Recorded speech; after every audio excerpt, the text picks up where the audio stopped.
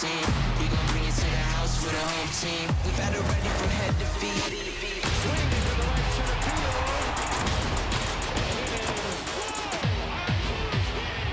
It's time to go. It's time to ride. Get ready.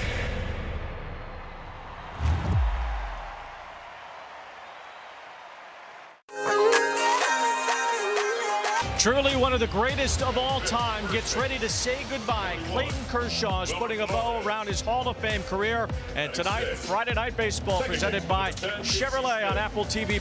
It's at Dodger Stadium. What very well could be Clayton Kershaw's last performance here. We know it will be his final regular season start as Kershaw and the Dodgers take on an old rival, the San Francisco Giants.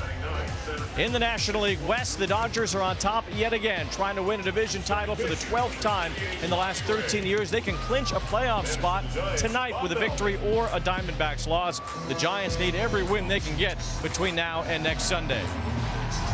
Alongside Dontrell Willis, I'm Wayne Randazzo and D-Train. We get to see Clayton Kershaw here tonight on his greatest stage, Dodger Stadium, getting to appear here for the final time in a regular season game. Weezy, we are incredibly blessed to see one of the best careers, one of the best to ever do it, one of the best competitors at Dodger Stadium, the cathedral of baseball. It's going to be a fun, electric one tonight, baby. Well, he's going to draw a fellow Cy Young winner on the other side tonight. Robbie Ray is starting for San Francisco, but Kershaw truly unparalleled in his career against the Giants. Well, the fastball might come down, but the breaking ball has stayed the whole time. I like to call it the marvelous whooper duper. This breaking ball is one of the best of all time. It's the reason why he's going to be a first ballot Hall of Famer, a statue right outside the stadium. It doesn't matter, Wayne, what type of velocity it is. It could be 73, 83. The whooper duper and that tilt, you could almost tell the hitter that it is coming, especially when he has the fastball command. But that has been the classic pitch, the reason why he's one of the best lefties of all time. Now Clayton Kershaw will get to show that once again to the Giants tonight. 222 career victories, the second most by any Dodger, only behind Don Sutton. He has the most strikeouts in Dodger history, and perhaps the greatest Los Angeles Dodger of them all is Clayton Kershaw. Kershaw against the Giants here tonight. Robbie Ray starting for San Francisco. What we do know is this is Kershaw's last regular season start at Dodger Stadium. What we don't know is what happens after tonight. Will Kershaw pitch again after this game? Probably so. For more, here's Heidi Watney. Well, when Clayton Kershaw just walked through this dugout and fist bumped every single member of the team, there is a good chance this is the last time we ever see Clayton Kershaw start a game on this mound in history. Now, Dave Roberts told me that he wants him on the postseason roster. He deserves that. He's earned it. But with the way Snell, Yamamoto, Glasnow, and Ohtani are all healthy and pitching well, Kershaw would be coming out of the bullpen along with Emmett Sheehan. Now, it's no secret, the Dodgers bullpen's been struggling. So Roberts said moving one or two of his healthy starters to the pen can help solidify that group. We've seen it done successfully in the postseason in the past. Notably, the 2019 Nationals, Max Scherzer, Steven Strasburg, even the 2014 Giants, who had Madison Bumgarner close out the World Series. Heck, even Kershaw has pitched out of the pen in the postseason. In fact, when I asked Roberts for his favorite Kershaw memory, he told me it was his first year as a manager here in 2016. Kershaw had been hurt. He had just pitched 6 2/3 innings in Game 4, but he told Dave he wanted to finish that game. He said that was a defining moment of trust in their relationship, and Kershaw delivered. His first and only save of his Hall of Fame career. He's going to take the mound here in just a few minutes. His 61st career save against the Giants, 244th start here. He owns a 2.40 ERA, and we are going to see him right after this quick break.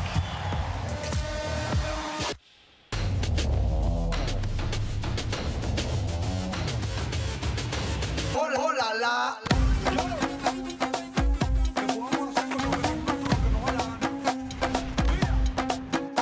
A majestic drive and a splash hit for Ohtani. Sliding into third with a triple is Willie Adames. Delivers and strikes out the side in the first inning. Luis Matos.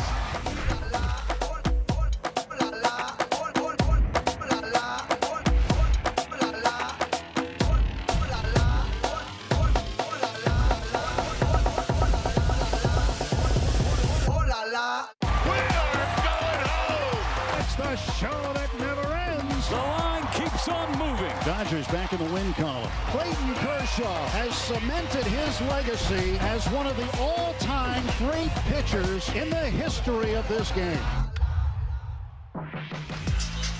We welcome you back to Friday Night Baseball on Apple TV Plus, presented by Chevrolet at historic Dodger Stadium tonight with Dontrell Willis and Heidi Watney. I'm Wayne Randazzo, and here's Clayton Kershaw. World champion Los Angeles Dodgers.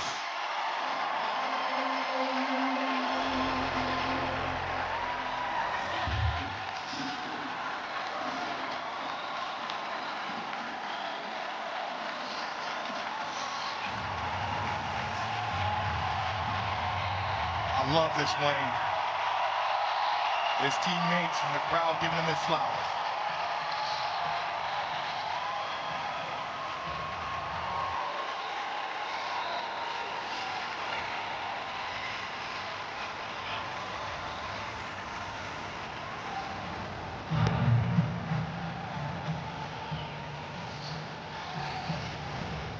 You saw the tears of pride and joy from the Kershaw family.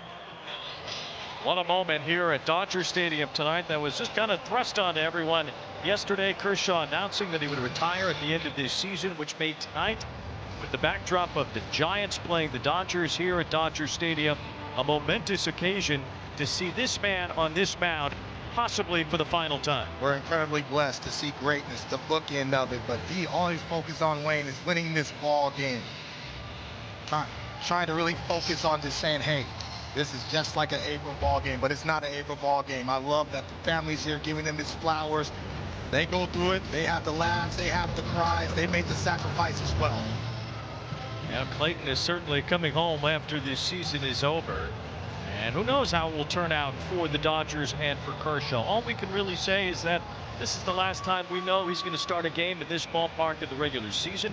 He might pitch again in the regular season after tonight. He certainly might pitch in the postseason. But it's been a really good year for Kershaw. He's 10-2. His ERA around 3.5. He had a great month of August. And somehow, some way, he finds a way to keep going and still be a lead. Well, that's what the great ones do, being able to make adjustments. Even though the velocity might be down, the execution and the will to win has been stoic the whole time. And so he understands this might be his last start, but he has a rival that wants to spoil it for him right across the diamond, so the intensity is going to be there all night long. And this place has been buzzing since about 4 o'clock. Kershaw's first pitch in his final start at Dodger Stadium, lifted to the left field corner by Elliot Ramos, and it lands in foul territory. It's a long, loud strike from Ramos against a man who's had plenty of strikes thrown in his career. Kershaw with 3,039 career strikeouts, one of 20 all-time to reach that 3,000 strikeout mark. And there's strike 2 right down the pipe against Ramos. Last time out against the Giants, his sequencing was poor, had trouble, didn't feel like he was comfortable on the mound. So far, so good. Ramos cracks one out to left center field, and this one will spoil some of the party early on. A long home run from Elliot Ramos on an 0-2 pitch has given the Giants a 1-0 start in this finale for Kershaw at Dodger Stadium.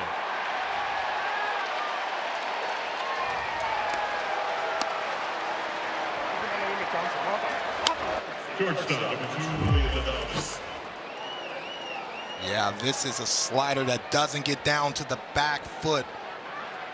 Clayton Kershaw is going to watch that tape, and that ball needs to be buried right below the plate under the swing path. Didn't get enough of it. Ramos was all over it. So the first batter takes Kershaw deep, and he gets back in the zone with a strike to Willie Adames. Elliot Ramos putting San Francisco on top. A game the Giants really need to win. They're a game under 500. And there's public enemy number 1 dropping in for a strike from Kershaw.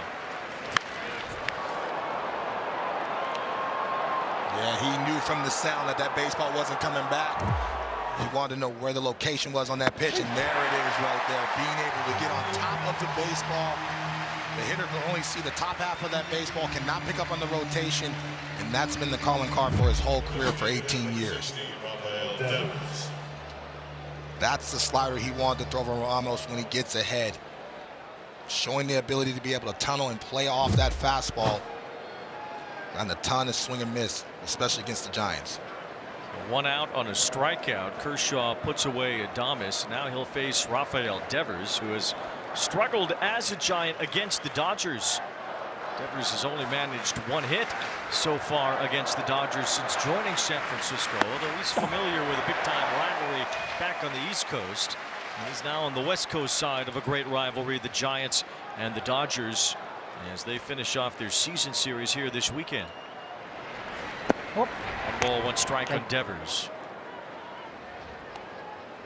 It seems like to me that as more time passed in his relationship with Willie Adames, he seems to be more comfortable. It's not easy hitting in that ballpark up north, but contact to damage ratio, excellent. Yeah, these are the matchups, too, you think about when Kershaw says goodbye for good after this season is over. Well, you kind of cherish the moments where he faces the other elite hitters. And going one-on-one with Devers, it's the big curveball that missed upstairs for ball 3. He understands he can't just live on the glove side through a fastball to stand up Devers. He tried to land to break him. He walks Devers with that one, and now man on base for San Francisco here in the first inning. The Giants lineup is presented by BetMGM. There's Willie Adames in the 2-hole, 28 home runs, trying to become the first Giant since Barry Bonds to have a 30-homer year. Devers hitting behind him. Then Matt Chapman, he'll be up now in the cleanup spot against Clayton Kershaw.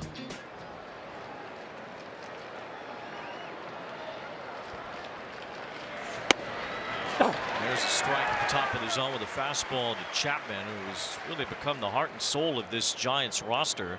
They missed him when he was out with an injury earlier in the year. Not only offensively, so important. Multiple gold gloves over there in the hot corner, so. That's 0-2 on Chapman. You take the time with Kershaw here to really soak it all in.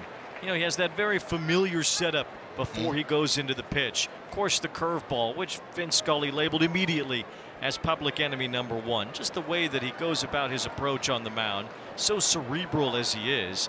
So you just want to watch him. Now we know that we won't get the opportunity to do so much more after this.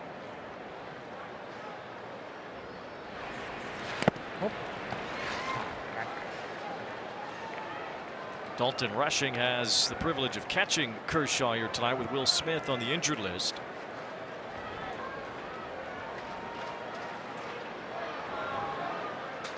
And Kershaw wants to have a discussion with Rushing. You're a left-handed pitcher in the major leagues. You were an all-star. You won 20 games. What makes Kershaw so much better, so elite, that he stands above everyone else that was in his generation? Well, there's a couple of things. Being able to make adjustments. In the later years, he started to be able to command the fastball to the arm side. The reason why that was so important, because he had the velocity early on in his career to go inner half to the right-handed batters and also tunnel that slider, so he got a ton in swing and miss. Then the ability to change eye level with the breaking ball. Now he can still change eye level with the breaking ball, but as you can see, that fastball and really that split change to the arm side really opened up the plate for him. On 1-2, he gets Chapman to foul one back, and everybody talks about Kershaw, the competitor, and what a bulldog. I mean, the guy normally sits in this seat up here. Orel Hershiser was called the bulldog, but that same mentality lives inside Kershaw. And you know what? That's just fitting to Clayton Kershaw. Everybody's here to watch him. Even the other side is watching that it could be his last start, but he's going at it very normal. And Chapman hits one to the left field corner, foul. You could write books, Andy McCullough did. You could write stories, you can write novels really about Clayton Kershaw and his great career, the 11 All-Star games, the 5 ERA titles, the 3 Cy Young Awards, and the MVP. 1 ball, 2 strikes. And Chapman hits a chopper to third. It's Hernandez bobbling it, and everybody's safe for San Francisco.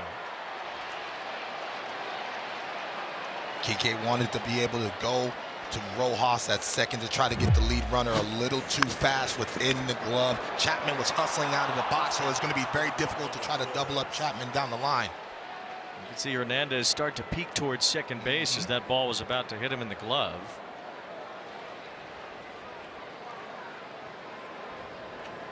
Prolongs the inning, has a chance, especially with Flores. They're top RBI guys in their lineup, and so right now the Giants are already having a lot of traffic, like the last start they had with Clayton Kershaw. But Clayton Kershaw so far has been able to stay around the strike zone. First and second with Chapman now aboard, and Devers at second base. Flores swings and misses. It's a funny thing for these Dodgers. They've played in every sort of big game imaginable, but this is a different kind of setting where they want to get it right for Kershaw here tonight.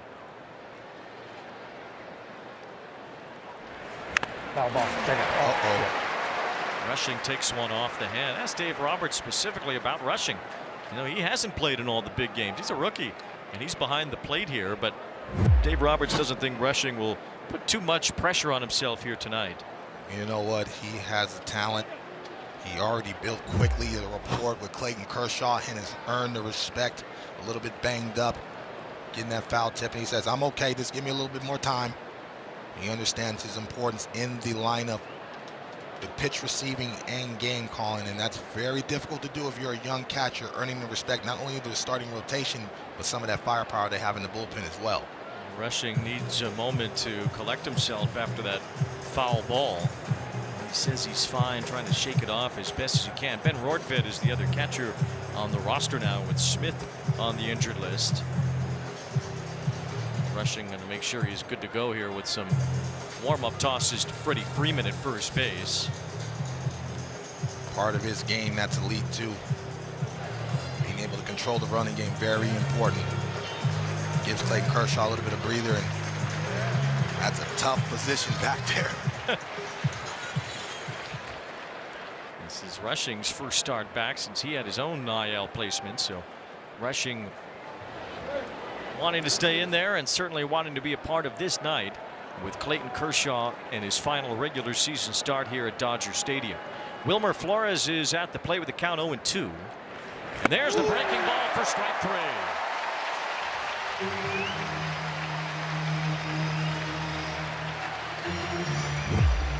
Being able to slow the hitter down and change the eye level. That ball looks so enticing, but because of the rotation down, that depth change and that velocity, tough to cover.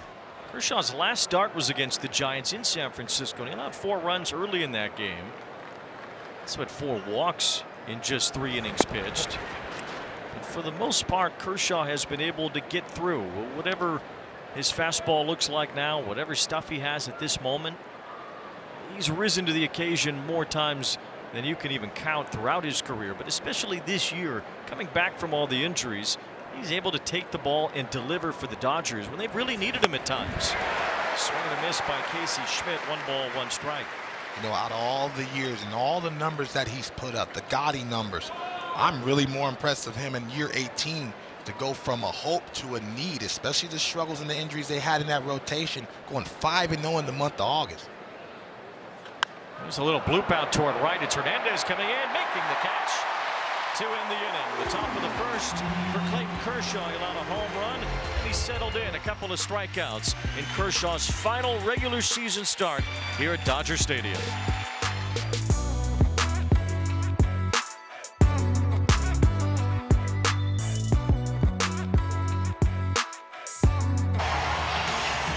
Buzz about Kershaw. Well, Shohei's here too. It's the big show tonight.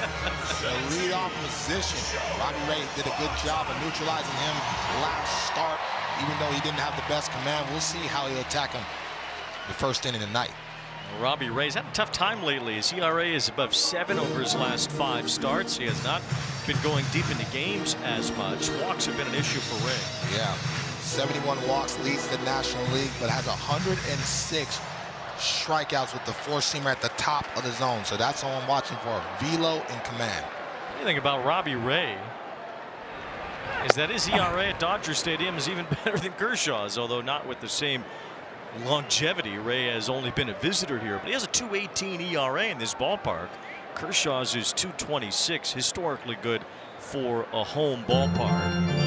Shohei leading things off with his 51 home runs and his 138 runs scored, a Dodger record.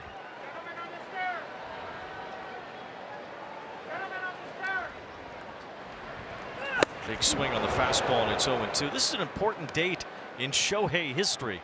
He's got his own history book that has been written about him at this point, but it was 1 year ago today when he had that crazy 6-for-6 game that put him in the 50-50 club. This one in the air. And it's Gilbert, the center fielder, calling for it and grabbing it for the first out. Show you the rest of the Dodger lineup tonight as Mookie Betts bats in the number 2 hole. Then it's Teoscar Hernandez with Freddie Freeman in the cleanup spot. Tommy Edmonds in center field tonight. Saw Kike Hernandez at third base, made that error in the top of the first, but no harm done. Kershaw got out of it from there. Well, here's Mookie Betts, who has really flipped the script over the last several weeks. As he looks at a strike, Betts has had a really good role after what was a tough start to the year, not only just with his on-field play, but having to deal with some things off the field as well, including a sickness that caused him to drop a lot of weight. He's good now, but it took him a while to really get back to his regular form. You've seen some frustration from Mookie Betts during the season, but I love the relationship he has with Dave Roberts. He said, hey, every single day, do something to be impactful and help us win the ball game. Good pass right there. His numbers look a lot more Betts-like since the beginning of August. He's hit .306 with 8 home runs and 32 RBI since August 1st. He's at .333 in September, already 5 homers this month, with 19 RBIs in his last 16 games. So he's been doing plenty to help the team win. And on the defensive side of the baseball, one of the better defenders. He heard all the chirps last year, worked his tail off in the winter, and said, hey, I'm going to be one of the more elite defensive shortstops. He's been that all season long. 1 ball, 2 strikes on Mookie Betts. As he pops this one up. And yeah, his defense at shortstop has been excellent. He's been able to be a positive force at that position. Any kind of metric you look at, the Dodgers have complete trust in Mookie as a shortstop. For a guy who's won a bunch of Gold Gloves as a right fielder on top of him. 1 ball, 2 strikes. And it's a line drive to center. Gilbert is right there. 2 up, 2 down.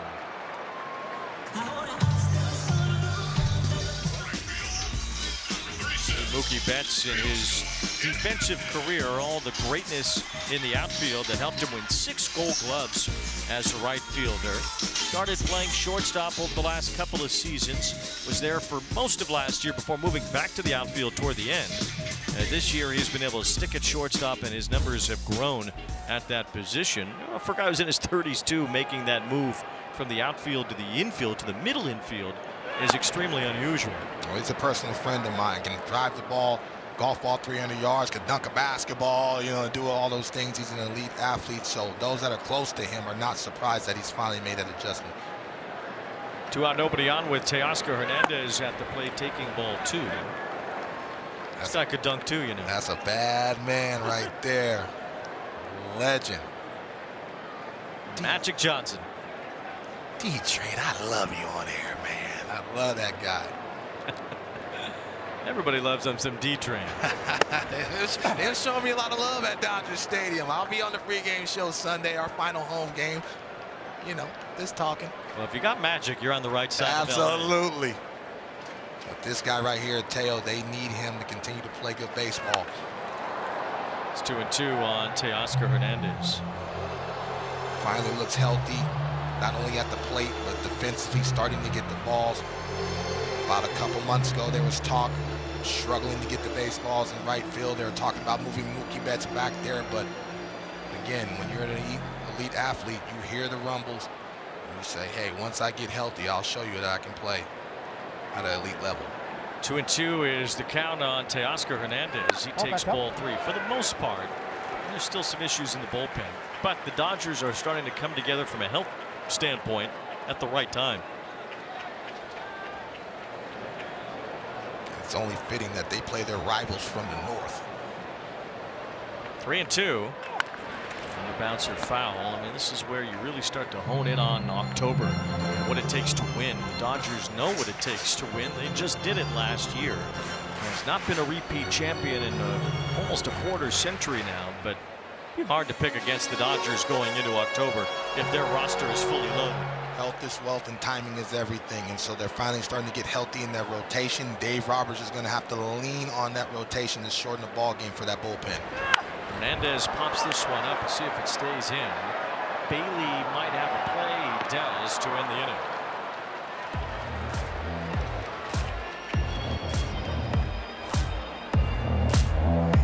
Baseball on Apple TV Plus is presented by Chevrolet, official vehicle of Major League Baseball. And brought to you in part by Sattva. Unlock the power of sleep at sattva.com. Take a look at our Major League thrills presented by Mini Cooper. Well, Kershaw has gotten plenty of thrills at the expense of the Giants. You see the 2.08 ERA. It's his lowest against any opponent. And the 415 strikeouts entering tonight were the second most ever against the Giants. Well, guess what? He struck out Adames and Flores in the first inning. So another record for Kershaw, 417 strikeouts. He passes Warren Spahn for the most ever against the Giants. You know, you put up all those cool stats, but he's a 4-time Warren Spahn Award winner. And that's one award for both leagues, the most outstanding lefty in all baseball. And so I don't think we got enough reel to be able to put all his accolades up, but 415 strikeouts. Oh, thank you. Encarnacion is the batter leading off here in the second, as the count is 2 balls and 1 strike. Of course, with this being an Apple TV broadcast tonight, it's understandable that a lot of Dodger fans don't want to hear what Joe Davis has to say about Clayton Kershaw. Joe's here tonight, actually. It's his bobblehead giveaway night. So I asked Joe, you know, what's the one thing you'd really want to say about him tonight? And he said how he always, right up until this year, found a way. Each inning, each start, each year, Kershaw found a way. He walks Encarnacion. He said he don't pitch 18 years without evolving. He refuses to give in, and he's 10-2 to show for it this year. Number 14, Patrick. See what Kershaw has done to obliterate his rival. You know, it's different. You see one of the Cardinals-Cubs rivalry there, but it's so different when you do it against your rival. You dominate the team that you're supposed to be beating all the time, according to your own fan base. There's a strike to Patrick Bailey, who made an error last night, a key error. He was such a great defensive player, but he dropped a ball at home plate that helped the Dodgers win yesterday's game 2-1. Plus 64 in catcher framing runs, one of the best to do it. Now has struggled at the plate, but has at times showed life. If he continues to develop offensively, man, he's going to be one of the best two-way players in all of baseball. Love his pitch framing, his presence back there, and obviously one of the best throwers of the baseball behind the plate. No balls and 2 strikes on Bailey here with Encarnacion at first. A short lead for a big guy over there, as Bailey fouls one off.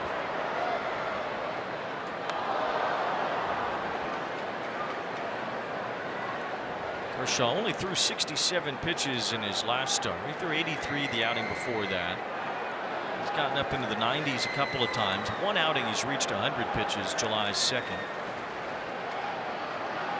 The balls, 2 strikes the count. As Bailey takes strike 3. Public enemy number 1 has been prime here tonight. In the back of your mind, hitters are thinking, we know this breaking ball is coming, and it just locks up Bailey. And being able to follow swings, I think that's a nuance that's missing in developing kids to be able to be major leaguers. You have to follow the swings. He threw a fastball at the top of the zone. Bailey fouls it off, throws the breaking ball right off that. Drew Gilbert takes ball 1. Gilbert's been somewhat of a spark plug for the Giants of late.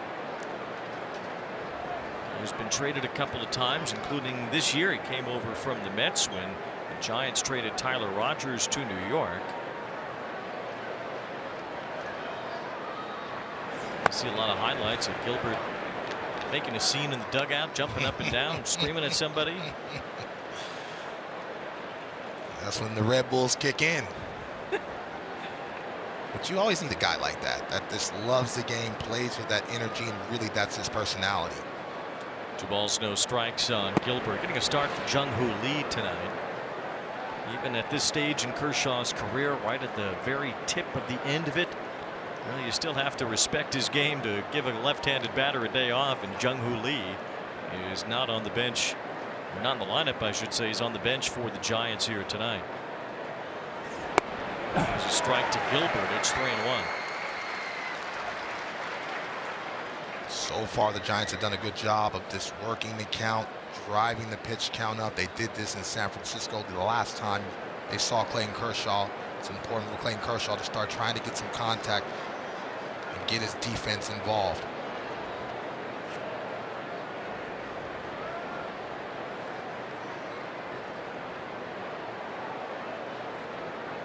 But man, Wayne, there's been a big-time buzz in this stadium since 3 o'clock today. Kershaw steps off.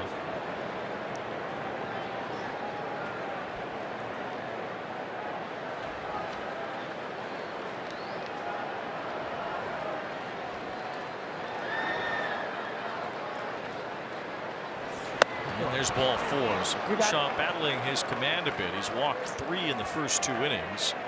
And a couple of walks at the bottom of the order here. It was Heliot Ramos who started this game with a home run. StatCast powered by Google Cloud. Yeah, Ramos did a good job of staying on that slider that Clayton Kershaw wanted to bury. Elongated the swing 431 feet.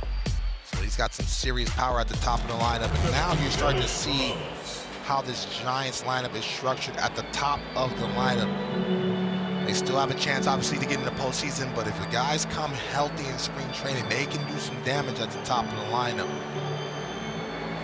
Ramos with 18 homers on the year. Those powers been quieter in the second half. The Giants have swayed so much offensively this year. They've been really hot at times. They've cooled off at others. They're in a cold stretch right now. Well, Bob Melvin made it clear in the manager meeting. When we hit and we score, we win. You know what I mean? Yeah. And so that's the ebb and flows of this lineup. And so that's where they're going to look back at the season if they don't get into the postseason. A little bit of the frustration, but at the same time, you can see structurally this is what we're going to have to do next season. Well, the numbers certainly bear that out. The Giants are stockpiling wins. It's because they're scoring runs. In their last stretch, they were averaging 6.5 runs per game.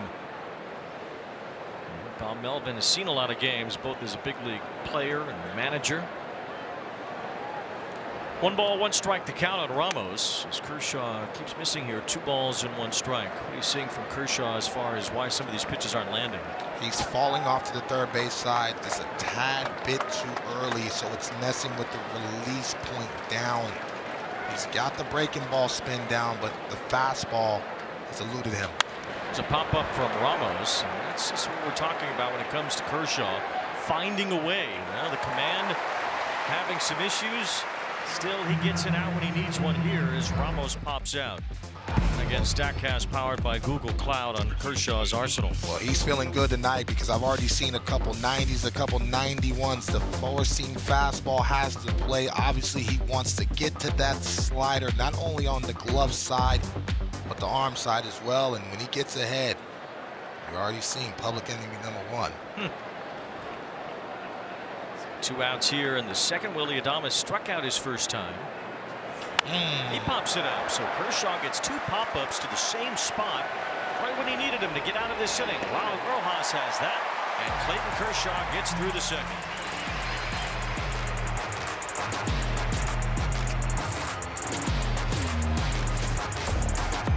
Us presented by Chevrolet. We're here at Dodger Stadium, and I'm here with Matthew Stafford. They've got a big game this weekend, the LA Rams do. But it was important for you to be here, for your childhood friend, Clayton Kershaw, who you grew up with. Why was it important for you to be here, Matthew? I got to see this guy at the beginning, and being able to see him do it now for so many years here in LA has been incredible. I didn't want to miss this. I'm just so happy it fell on a night that I could be here.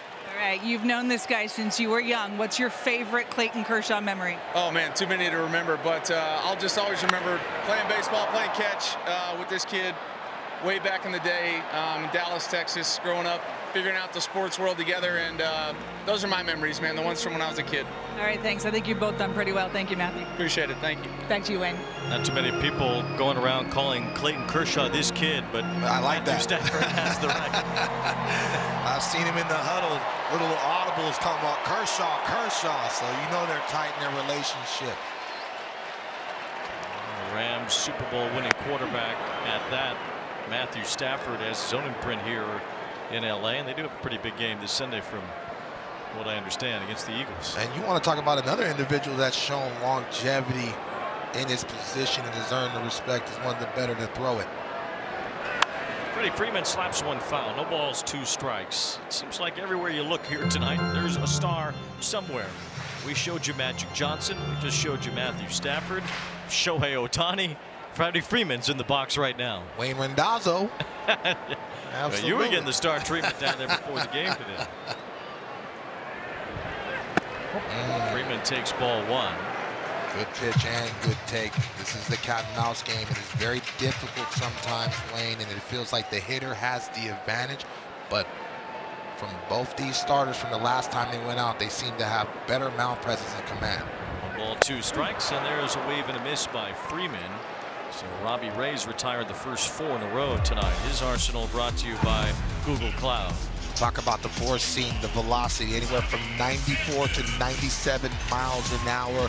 He will throw a changeup to the arm side, and the windup is very deceptive. He turns his back to the hitter, so it causes a lot of explosion out of his hand, and so he has to be able to drive that fastball to the glove side.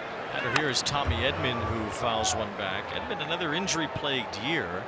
Not unlike last year, but he ended up being a big component for their success in October. He was the NLCS MVP. Quality at bat from both sides, and another Swiss Army knife for Dave Roberts. Well, they'd love having those. There's plenty of Dodgers, not even on just this roster, but in years past as well, during this now incredibly long run of postseason appearances. The Dodgers have had guys who can play all over the field, and Edman certainly qualifies as that, playing center field tonight. Oh, that's As in. he takes ball 2.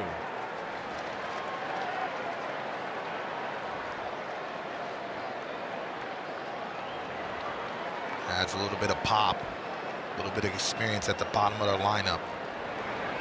Good pitch. Give you a quality at bat. You know, it puts a lot of pressure. We saw that in the postseason last year. The pressure the Dodger hitters can put on opposing pitchers with long at bats, fouling pitches off, just not giving in.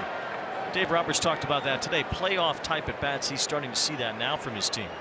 Also, being able to grind a pitcher down, being able to get contact with 2 strikes, and being able to show the ability to score runs with 2 outs.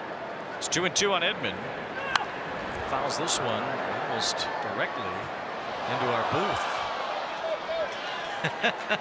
Was your chance on? I was waiting on it, Weezy. Full extension from Rondale. I was ready to save our Kershaw bobblehead that we have up here that they're giving away tomorrow. I know some people. 2-2. And Edman hits a fly ball to left. It's Ramos scooting back forward and over to make the catch for the second out.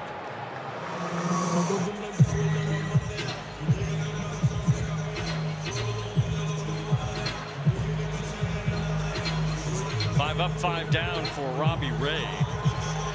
Trying to step up for this Giants ball club in a time of need for San Francisco.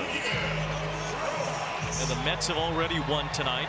The Reds have already won tonight, and Arizona leads the Phillies 2-1 in the 4th inning. Those are the teams the Giants are clumped in with, trying for the 3rd wild card spot in the National League. Starting to run out of time. Next weekend is the end, so San Francisco really needs to get some victories under their belts, and they might need a little help along the way now too. Well, they're definitely going to need some help, but they need to just focus on playing good baseball down the stretch. Ramos sends one out to left. It's deep. Back for Ramos, and it's gone. Miguel Rojas cracks a game-tying homer.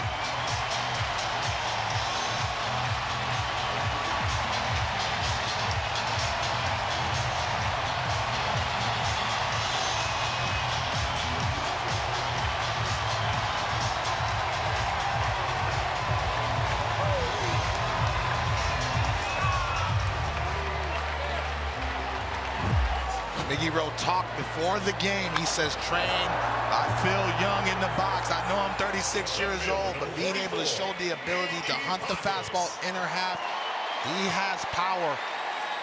Pitch selection has been great this year in the bottom of the lineup. Here's a drive to the gap in left center by Andy Pages, and that ball is off the wall.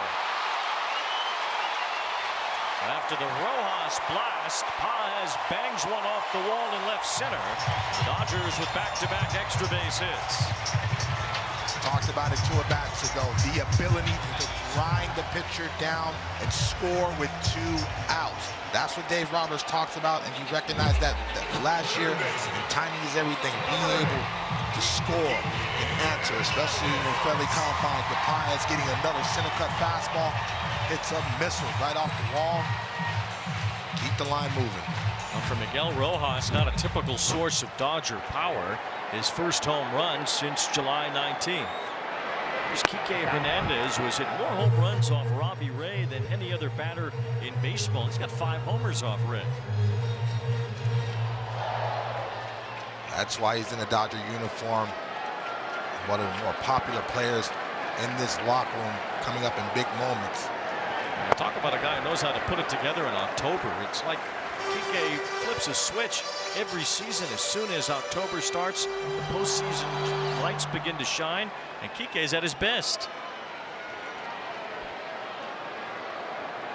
2 balls and no strikes on Hernandez here with Paz at second base. That's what we talked about before. Dave Roberts said he's starting to see those kinds of at-bats creeping in for the Dodgers here of late. And he feels really good about how they'll take that into the postseason. Having the San Diego Padres beat that pacer right behind them, they understand day in and day out for the rest of the season they have to play good baseball. Padres did lose tonight to the White Sox 4-3. Dylan Cease was defeated by his former team, so the Dodgers can push their lead in the National League West up to 4 games over San Diego with a win tonight. Plus the Dodgers have the tiebreaker as well.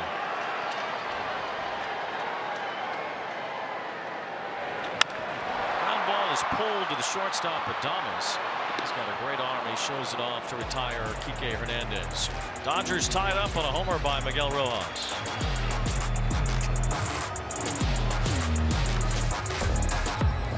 His long-awaited debut. Kershaw's final regular season start on his greatest stage, Dodger Stadium. First big league strikeout. There's the breaking ball for strike 3.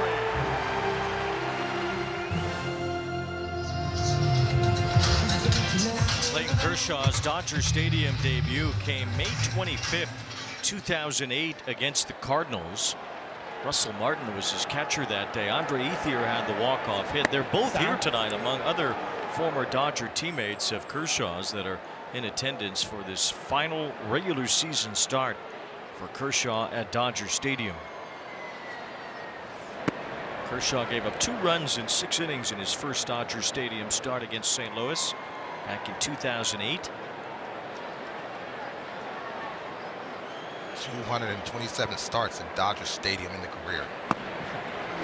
That's in the regular season, and of course more in the postseason as well. This is his 249th career appearance in this ballpark.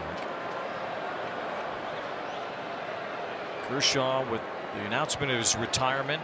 It starts his Hall of Fame clock too, don't forget. As Devers looks at a strike, he'll be in the class of 2031, and there have only been a handful of first ballot Hall of Fame single team starting pitchers ever. The last was Jim Palmer. He was inducted in 1990. There's a strike to Devers, and it's 3-2. But it's a class of Walter Johnson, Bob Feller, Sandy Koufax, Bob Gibson, and Jim Palmer. First ballot Hall of Fame single team starting pitchers that Kershaw would join. Well, that's part of the mystique and the joy about watching it. Swing and a miss. He comes back to strike out Devers.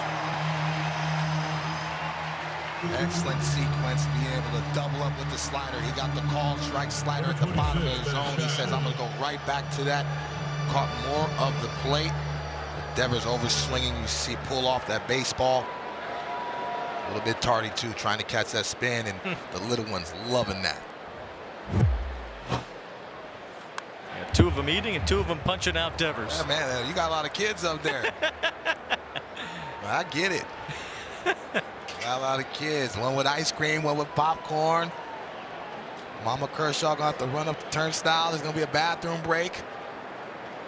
But they're always at the ball game supporting their dad. One of the best to ever do it. Certainly is. It's almost hush-hush sometimes to think about comparing the greats of today to the greats of the past. Those ghosts from beyond, they kind of become untouched. Well, you can't talk about Babe Ruth or anybody else in today's game in the same sentence, as Chapman drives one to the gap in right center. And this one will bounce all the way to the wall. It'll be an extra base hit for Chapman. But as far as Clayton Kershaw and comparing him to the greats of the past, you can't help but go to Sandy Koufax. And that is the ultimate comparison, right? When it comes to a Dodger, a left-hander, the great curveball, it's Koufax and it's Kershaw. And I know you're not supposed to really say it, but to me, they are side by side, and Kershaw is this generation, our generation's Koufax. 1,000%. You couldn't say that any better, Wayne.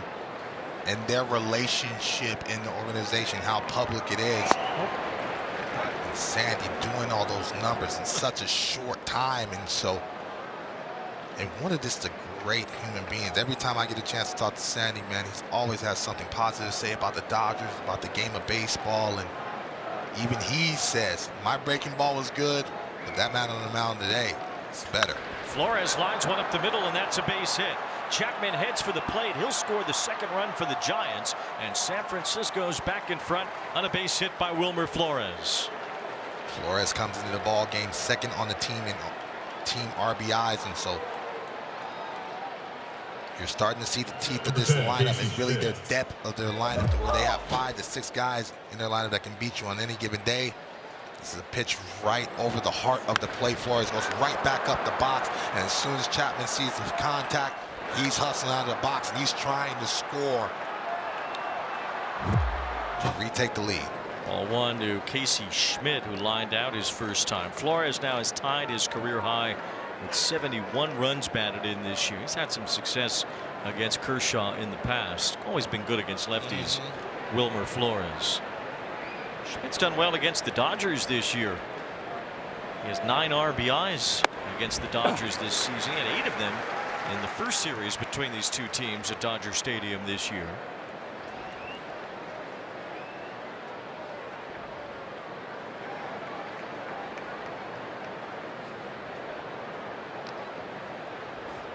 And there's the big hook, although it was not a favorable call from the home plate umpire, Lance Barksdale. 2 balls, 1 strike. Yeah, Barksdale's been 50-50 with that type of breaking ball at the down in the bottom of the zone.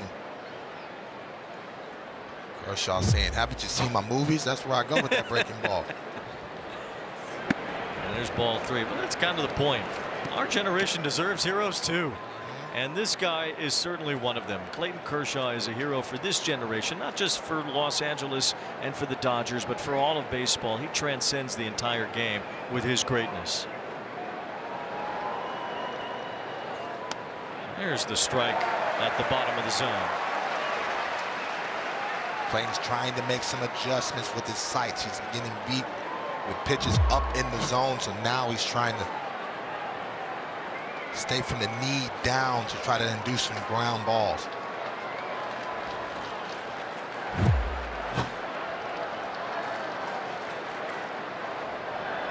It's a full count on Schmidt. Throw to first. Kershaw had 58 pitches, and with every one that he throws, he gets closer and closer to the finish line here tonight.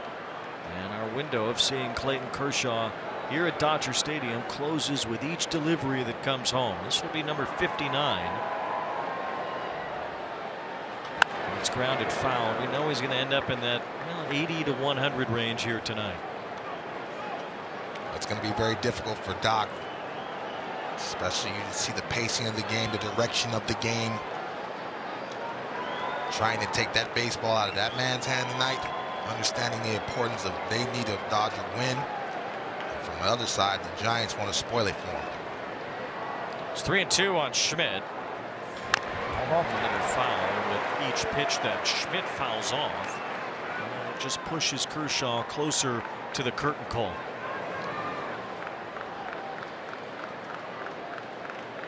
Guy's going to have his curtain call some point, but he's not ready yet. I was talking to him earlier today. He says, nah, I'm coming back to the train. He said, nah. He said, I haven't golfed all year. I said, oh, you really coming back? It's a full count on Casey Schmidt. Excellent at bat by Schmidt, spoiling the breaking ball. but still having enough bat-to-ball skills to be able to spoil off the fastball. And so loving this cat and mouse game, this battle between the veterans.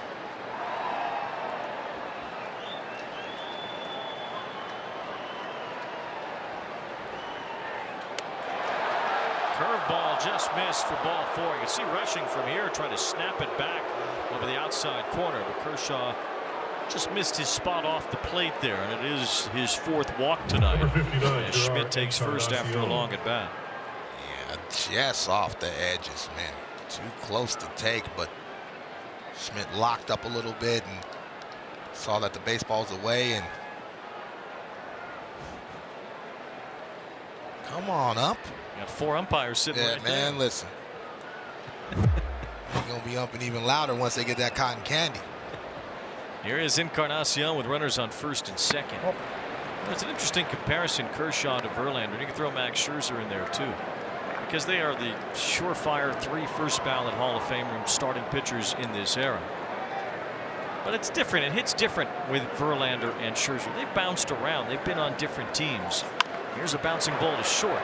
Clayton Kershaw has done it all in Dodger blue, and he's through 3 innings tonight in his Dodger Stadium regular season finale.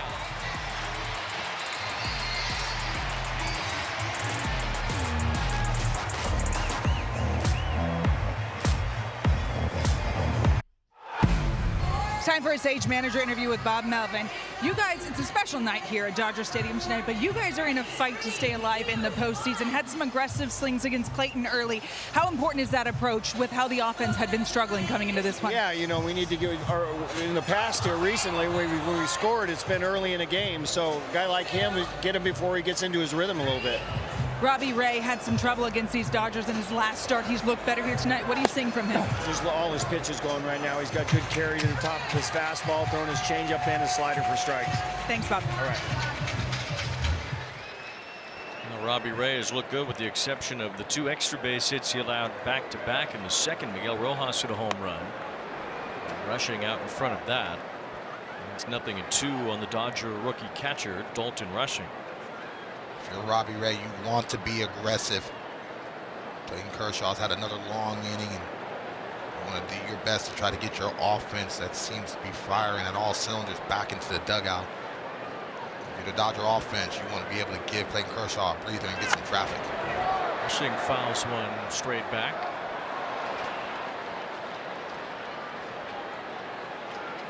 Dalton Rushing, a very promising catching prospect for the Dodgers, 2nd-round pick just a few years ago out of University of Louisville. Had some luck getting catchers out of there. He takes strike 3 called here, and that's the 2nd strikeout for Robbie Ray. Mentioned the Shohei anniversary 1 year ago today. An unforgettable night in Miami. Definitely unforgettable because he did it against my Marlins, but he was getting his foot down, and even the Marlins fans were getting in it because they witnessed history right in front of them. The creator of the 50-50 club.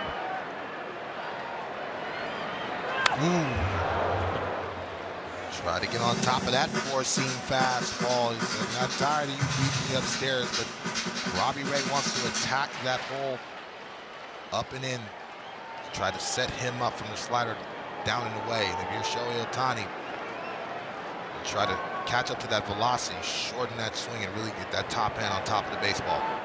He lines this one to left center field. It's a rocket. Gilbert chasing it, and he makes the catch. Ohtani clubbed that one. Didn't have much height to it, and Gilbert was able to run it down in the gap. Shohei made an adjustment while I was in mid-sentence. Got his foot down earlier, shortened that swing, let Robbie Ray supply that power. Just didn't get it up high enough. It was 105 off the bat, so he hit it plenty hard. And Drew Gilbert, the rookie, able to track it down.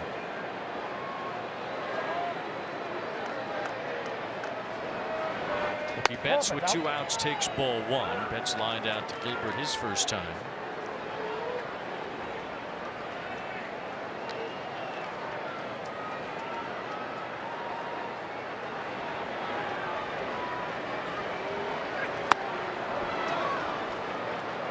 Betts over his last 29 ball games, hitting .333, 7 home runs, and 22 RBIs, and 19 runs in that span.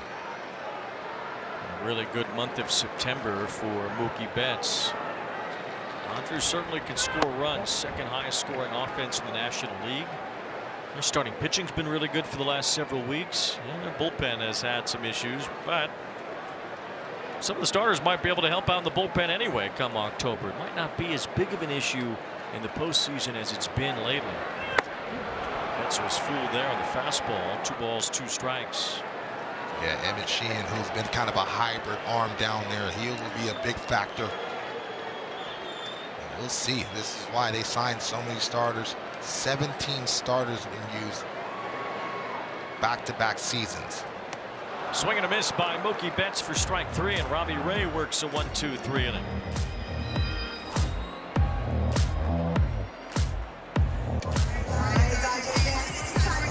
Manager interview with Dave Roberts. Clayton Kershaw, he's had 64 pitches already.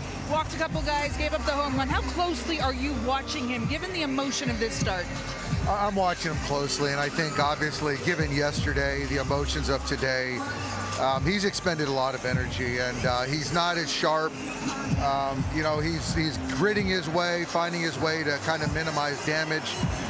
Pitch count certainly higher than we'd like, so you know, I'd love to get him through another one, and we'll see if he can get through the 5th. But you know, we're kind of watching him closely right now. You've been with him for 10 years. What do you think is going to be the defining moment of Kershaw as a Dodger? You know what? That's a great question. I've been with him for 10 years, as you said. You know, coming out of the bullpen in D.C. to close out Game 5. Obviously running onto the field in Texas, winning the World Series out of right field, out of the pen. You know, we've been on a long ride, and it hasn't been linear, but I'll tell you what, there's just no one that has more compete, preparation, and pride in what he does as a professional. And for him to wear the same uniform for 18 years is pretty special. It is. Thank you, Dave. All right, thanks, Heidi. Well, that's really what puts him at the top of the list when it comes to Dodger history. 18 years wearing that uniform and having nothing but success. He'll never be worn again, that's for sure.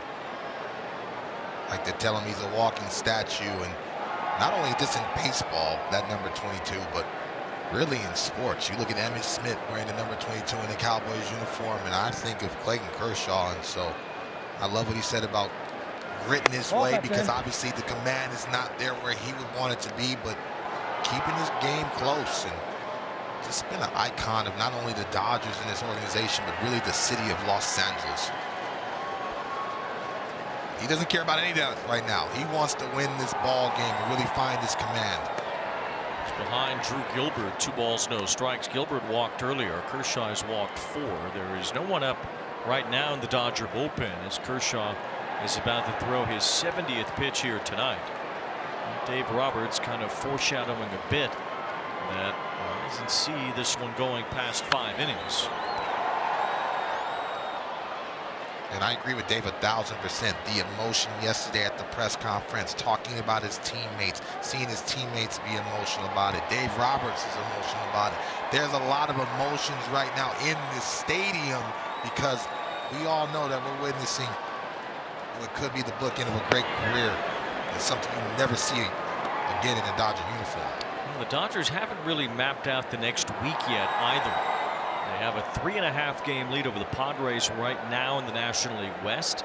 It's a possibility they'll need to play it out through the end to get that division title locked up.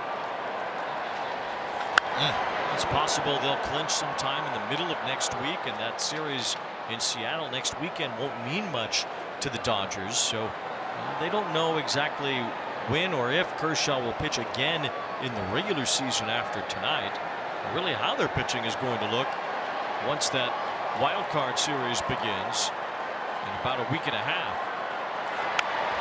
Gilbert floats one over the infield. Rojas thought about letting it drop, but he makes the catch. Jake Peavy sending a big congratulations and lots of love on your retirement, buddy. What a way to go about it. The best I've ever seen.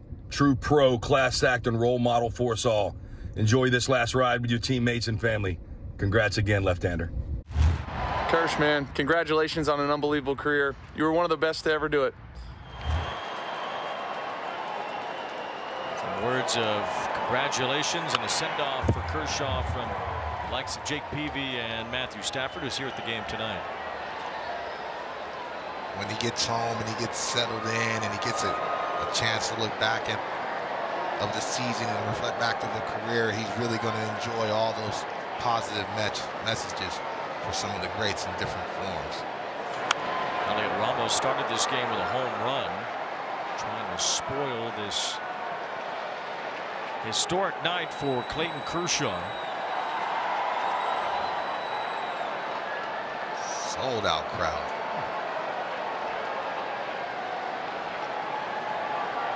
Even as an opponent, I've always loved the energy of Dodger Stadium. No balls, 2 strikes on Ramos, popped out earlier. He takes ball 1. Kershaw has 222 career victories, matching that number 22 motif with his total number of wins at the moment. Only 96 losses. He'll be the first pitcher with 200 wins and fewer than 100 losses since Al Spalding and Bob Carruthers. There's a fly ball to center field, hit pretty well. Edmonds going back. He has some room and makes the catch. 2 outs. And as Tyler Kepner in The Athletic put it, those 2 guys never even pitched off a mound. They go so far back, pre-1900. You know what? It seems like every time Clayton Kershaw has stepped on the mound, he is breaking another record. And here goes my man Barnesy. Love to see him. I love to see those guys in the uniform and represent their God. Lock in. One of the greats, man. Everybody loved Barnesy. Austin Barnes, A.J. Pollock. There's an Ethier, Russell Martin, Trace Thompson here as well in attendance to see Kershaw off tonight. No balls and a strike on Willie Adames.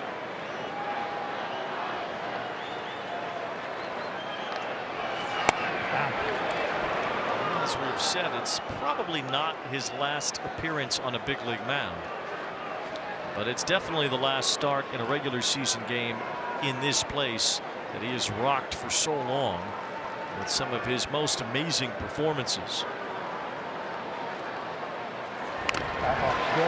When I think of Clayton Kershaw, I think of how many shots, how many videos have you seen of him be in a big spot, come up with a big pitch and show that roar, show that emotion.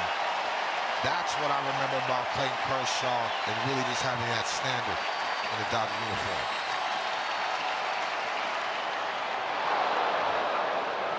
Bailey chased back to first. A little bit of a snap throw. The Dodger bullpen is up. Edgardo Enriquez has started throwing in the bullpen for Dave Roberts.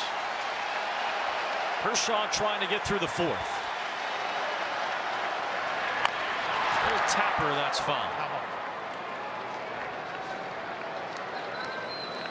Trying to go with that big, slow breaking ball at 74 miles an hour. Adames recognized it mid-flight. Spoiled it, but he's been going to that breaking ball, especially showing the ability once he gets ahead of the hitter. We'll see if he goes with the slider, back foot.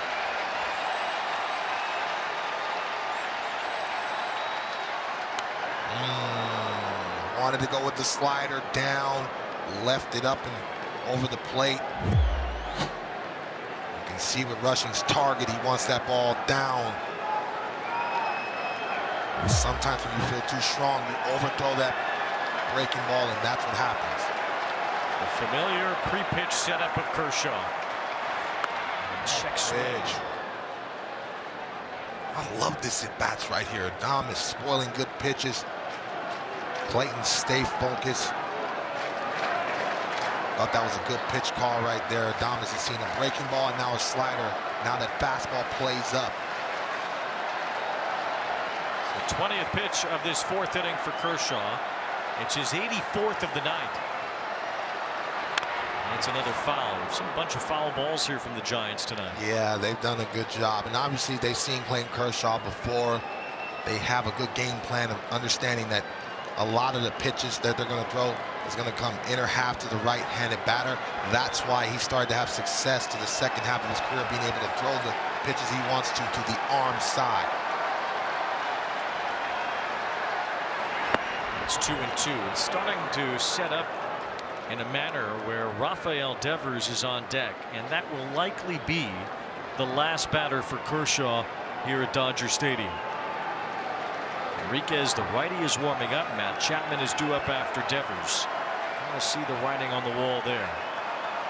Swing and a miss.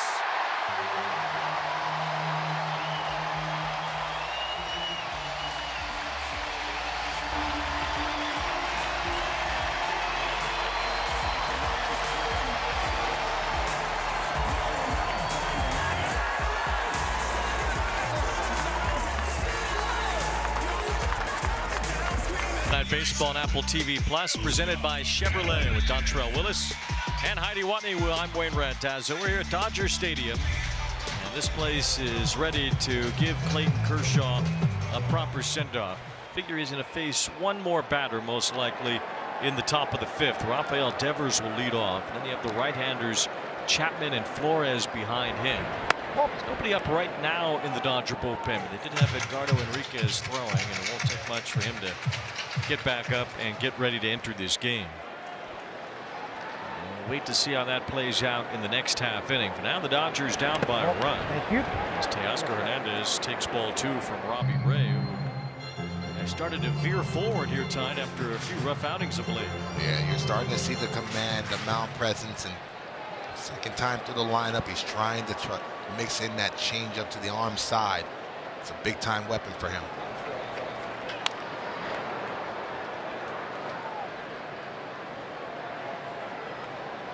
Hernandez fouled out his first time. It's Freddie Freeman and then Edman behind him.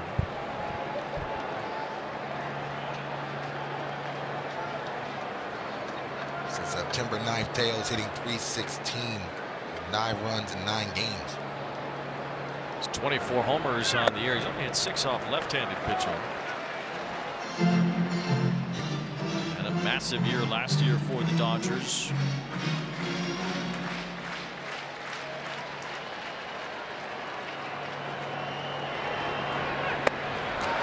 Takes ball 4 here. It's a leadoff walk. The first one issued from Robbie Ray tonight, who leads the National League in that category. Didn't walk anybody in the first 3 innings, but he's allowed Hernandez to reach here in the 4th. Yeah, I mean, 2 and 4 since the All-Star break. That's a big reason. Way too much traffic, losing guys and counts. 9 and 3 before the All-Star break, and much sharper. Here's Freeman, who struck out his first time. A lot of these Dodgers have seen plenty of Robbie Ray, not just as a Giant. He's been a Diamondback in the past as well. He's faced the Dodgers a lot. Freeman has 6 hits and 21 at bats against him lifetime.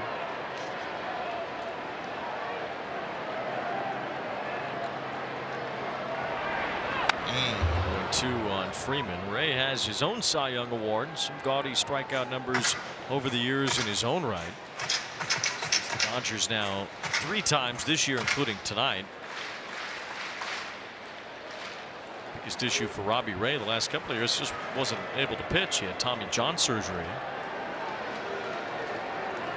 Made 7 starts for the Giants last year, 1 for Seattle the year before that. This has been his best season since he won the Cy Young back in 2021. Yeah, well, injuries, that elbow, and really when he posts, he's able to put big time numbers, man. And I love the deceptive throw. You know, I used to turn my back to the hitter, and he's done the same thing. So when he's healthy, he puts up numbers. 0-2 on Freddie Freeman. Robbie Ray was a Blue Jay when he won the Cy Young Award. Just the 4th Blue Jay to win it. Roy Halladay had been the last. Pat Henkin and Roger Clemens also won it as Blue Jays. I want to hear you singing OK Blue Jays next week.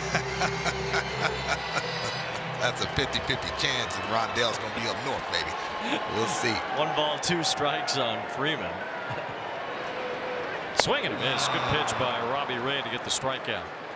Yeah, that's what the velocity does. That's what the four seam does. It makes you rush as a hitter, and all of a sudden, a little bit of a short slider down and away.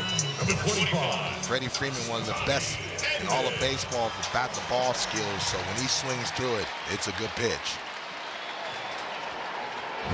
He struck out Freeman twice tonight. He has 4 strikeouts in the game. Here's Tommy Edman, who flied out his first time. Ball in the dirt. Kicked around by Patrick Bailey near home plate. We've talked a lot about Bailey's defense. He's a Robbie Ray fan in attendance here tonight. I actually like those City Connect jerseys for the Giants. A little bit of purple.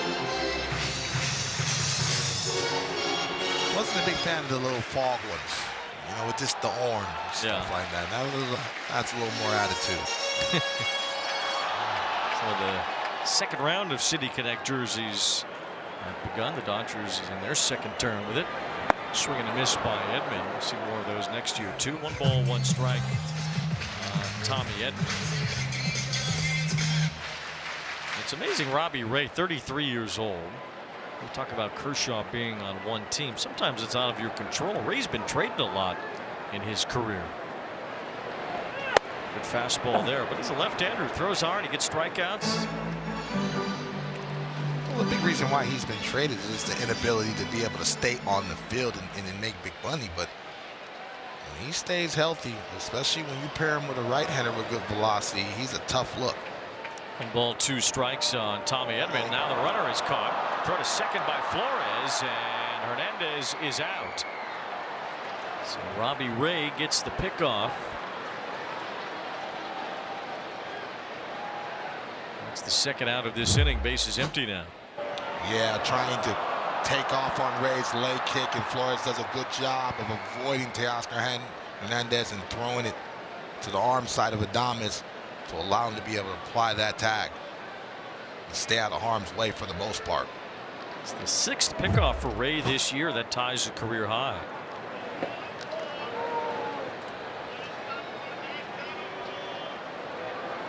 One ball, 2 strikes on Tommy Edman. Fastball misses upstairs. Ray was drafted by the Washington Nationals. I don't know how many people would even know that. He's bounced around so much. He was traded to Detroit. They traded him to Arizona. It's really where he started to break out as a successful big league pitcher, was during his time with the Diamondbacks. Yeah, he really started to get used to that wind up, sync up the timing of when he can release the ball. It's not easy to develop that.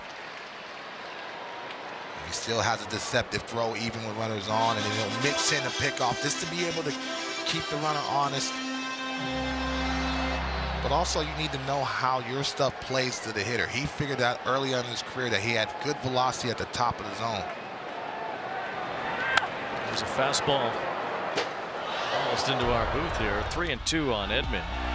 Robbie Ray has been traded a handful of times, most recently to the Giants from Seattle as he was recovering from Tommy John surgery.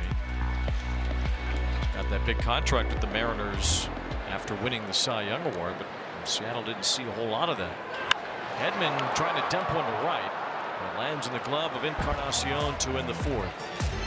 Clayton Kershaw takes them out in the 5th, possibly for the final time.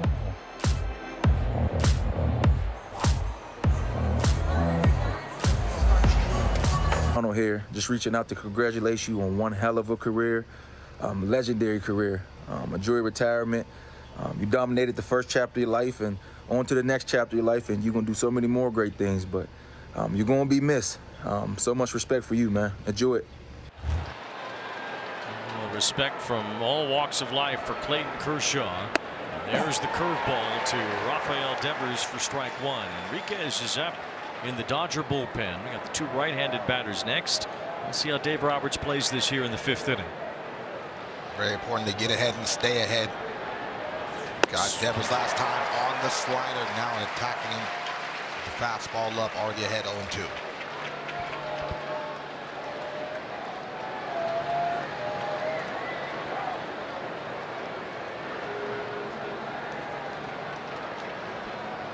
Might go with the fastball inner half.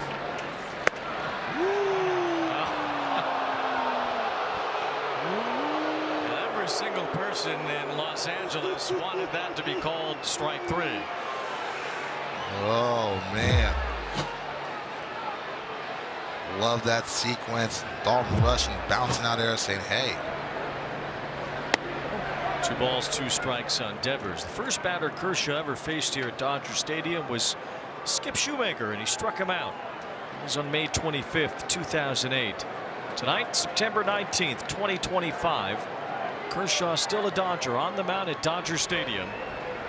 And he strikes out Rafael Devers.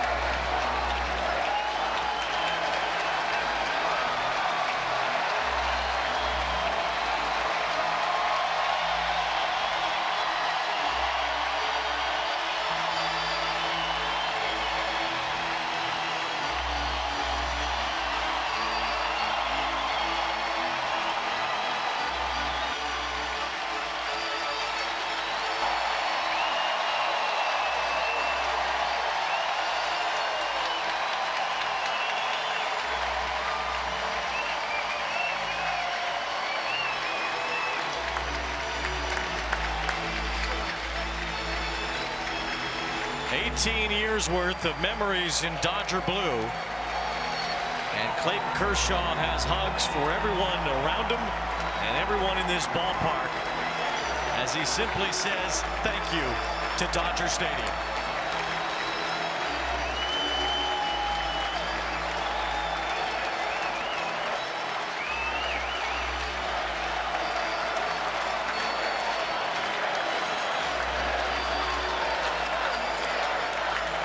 Fitting that it ends with a strikeout, just like it started back in May of 2008.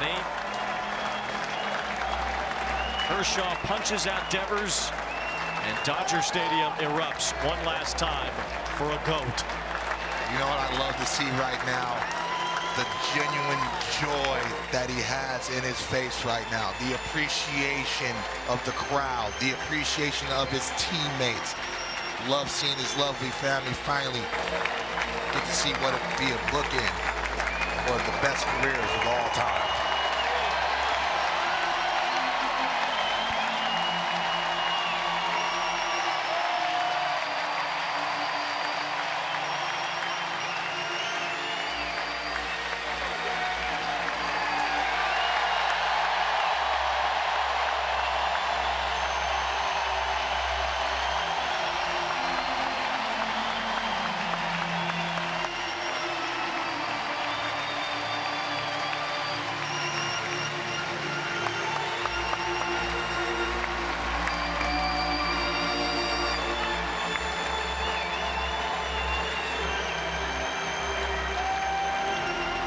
Nothing but adoration, admiration, respect, and love for a man who gave all he had for 18 years in that one uniform, a Dodger uniform.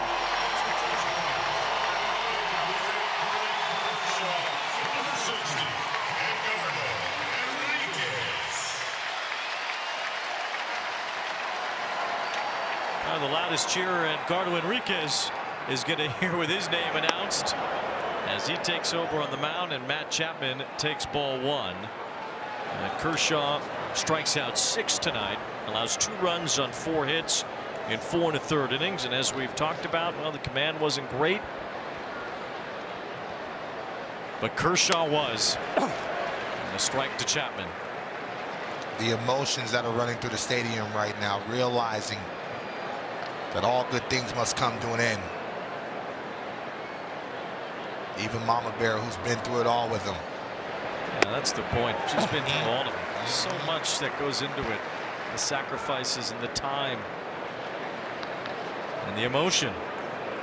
We see it play out here tonight and in a really real way. Yeah. With Clayton Kershaw announcing his retirement yesterday, putting this start under the microscope as the last possible one at Dodger Stadium, certainly the last one in the regular season. Now Enriquez comes in with some real gas. 101 to strike out Chapman. 2 outs in the inning. Enriquez is somebody I watched really work hard to develop as a frontline arm. He always had triple digits in the back pocket, but really worked on his mechanics and really worked on a secondary pitch to be able to land consistent. And all of a sudden now he's a weapon in the back end of that bullpen for Dave Roberts.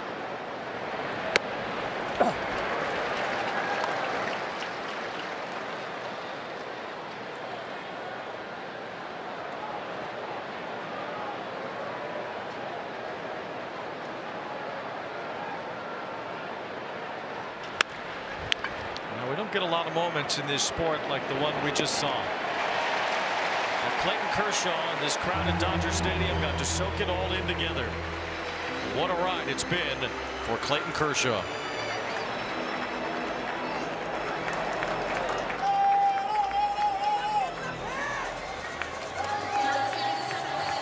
Off the mound to an incredible ovation. And we got to see a really genuine moment between this fan base, this city, and that pitcher here tonight. Well deserved. I think everybody understood the assignment. And only fitting that the GOAT goes out how he came in with a big time strikeout. A strike to Miguel Rojas with a home run earlier.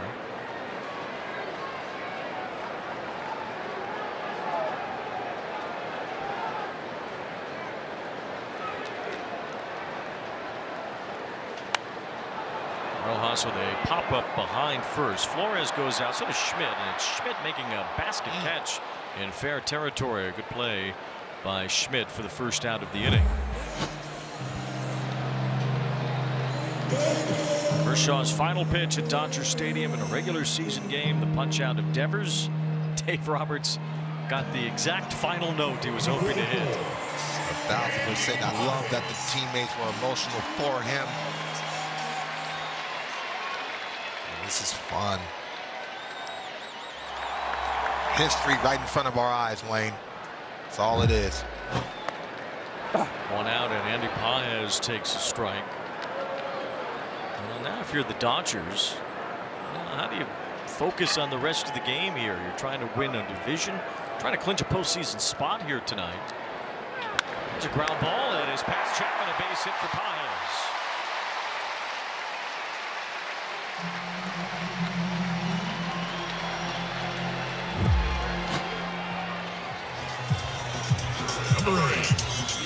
It's been an emotional 48 hours for the GOAT. Acknowledging his teammates, the bullpen coming out and saying, hey, we appreciate everything you've done in one uniform for 18 years. How much joy has he bring to Dodger Stadium in this fan base? A lot of 22 uniforms and t-shirts all around this stadium tonight, rightfully so. It's an interesting way to do it too for Kershaw. You know, it wasn't some victory lap, a year-long type of thing. He didn't do it after the season or as this regular season was ending. He wanted to have the focus on the postseason for his team because they do have a real chance to win another World Series.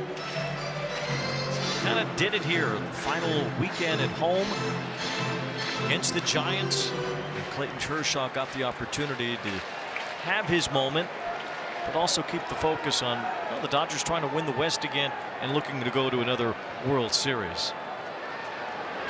What's up? Because the bottom line, you ask me, why is he great? Winning matters most to him. He doesn't want it to be about him. Even though he's one of the most talented left-handers the game has ever seen, all he cares about is his team shaking hands and tasting champagne at the end. How did he go? Hernandez held his swing. It's 3 balls and no strikes. Dodgers have a base runner here. Andy Paez 2 for 2 tonight with a double and a single. Could have been 50-50 right there. not friends with a lot of hitters because of that.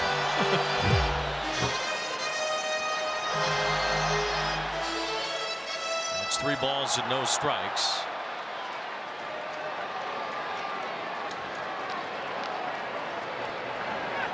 And it's in there from Robbie Ray. It's 3-1. Low scoring game here. Last night the Dodgers won it 2-1.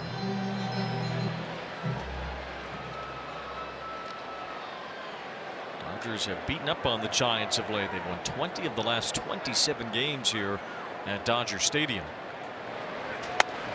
Here's ball 4, so Hernandez draws a walk. Couple of base runners. Well, Dalton Rushing about to bat. He had the privilege of catching Kershaw's last start here at Dodger Stadium. Russell Martin caught the first, and he's standing by with Heidi Watney. Yeah, Russell, Wayne just said it. You caught Clayton Kershaw's first ever major league start. What do you remember about that day? I remember it was a long time ago, and he was a puppy at that time. Threw really, really hard, and high expectations for the kid. And it was against St. Louis Cardinals. It was a day game, and I think he had a great game. We didn't get the win for him, but he pitched great. Why was it important for you to be here for this night? Well, I mean, he's always been a great teammate. He's a great person, incredible pitcher. I was there for his first game. It just felt natural to be there for his last home start. Do you have a favorite memory? Favorite memory? Probably just his debut or his first win. You know, just the electricity that he brought. You know, when he took the mound, like just his competitive nature. He had that when he first started, and he kept it all the way through for 18 years. It's absolutely incredible. He's so intense. Thank you so much, Russell. He's the best. Thank you. Back to you, Wayne. Can't imagine that Dalton Rushing was thinking about catching Clayton Kershaw's last start when Kershaw debuted. He was only 7 years old. You want to talk about like longevity and success, Wayne? 18 years. This being 18 years, you want to talk about Justin Verlander, 20 years in the big leagues, bouncing around from team to team, but to be in this organization for that long and be successful and impactful for that long, truly impressive. 1-2 the count. Rushing takes ball 2, and still a very capable major league pitcher. He's 10-2 this year, and was able to get through 4 1/3 with just 2 runs allowed tonight. Well, I gotta buy dinners. I said it in the pregame show because I didn't think he was gonna retire this year. The way he was throwing the baseball, how impactful he was in year 18, second on the team with wins. What's up? Full count now on Rushing.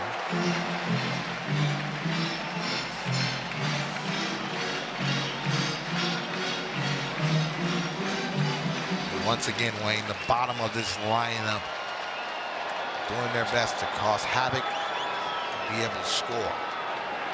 Swing and a foul tip for strike 3. Bailey hung on. That's a big out with Ohtani coming up as Rushing strikes out for the second time.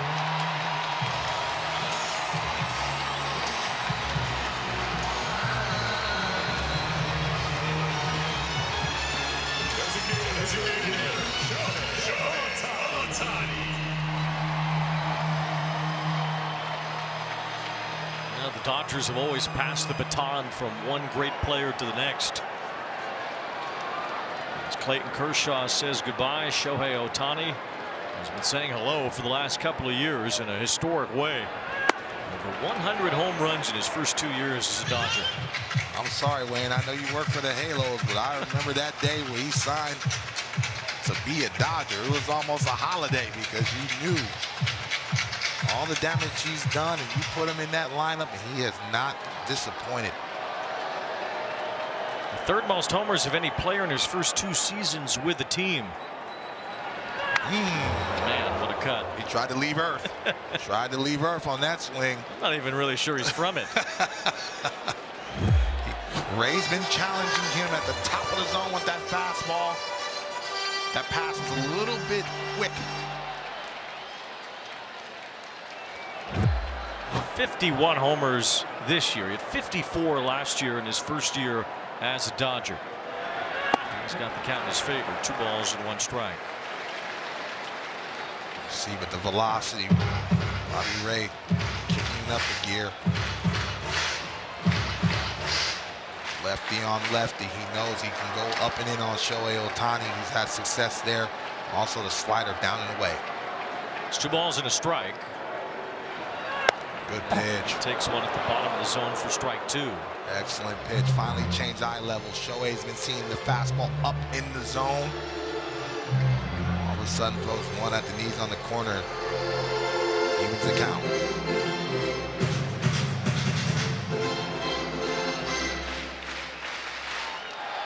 Paz at second base. Kike Hernandez at first.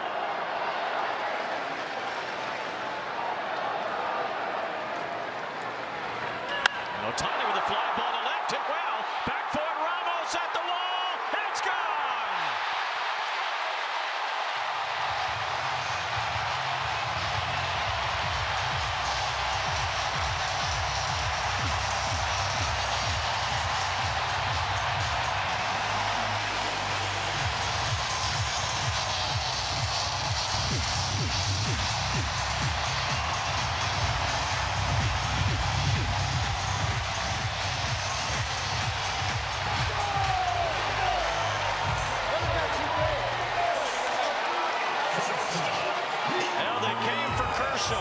And they've stayed for Shohei. The big show.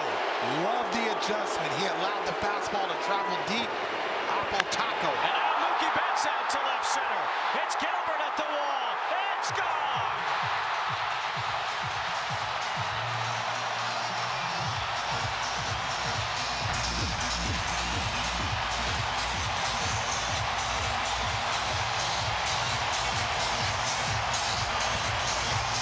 They didn't turn it into a party, Weezy, in LA right now.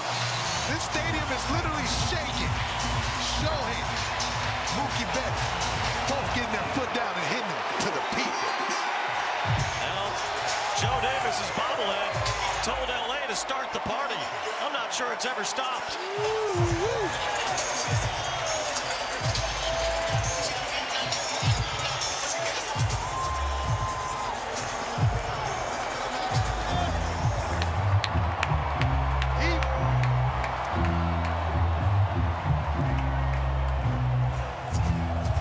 San Francisco's Spencer Bivens as he enters the fray here at Dodger Stadium.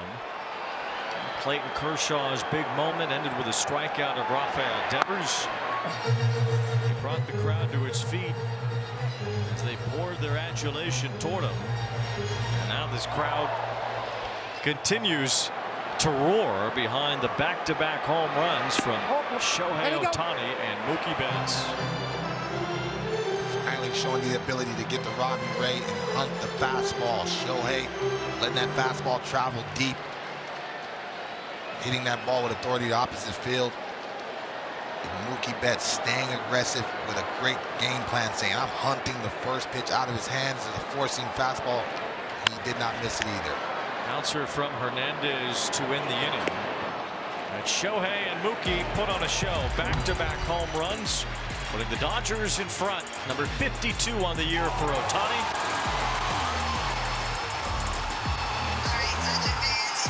Mookie Betts with his 20th to make it 5-2 LA.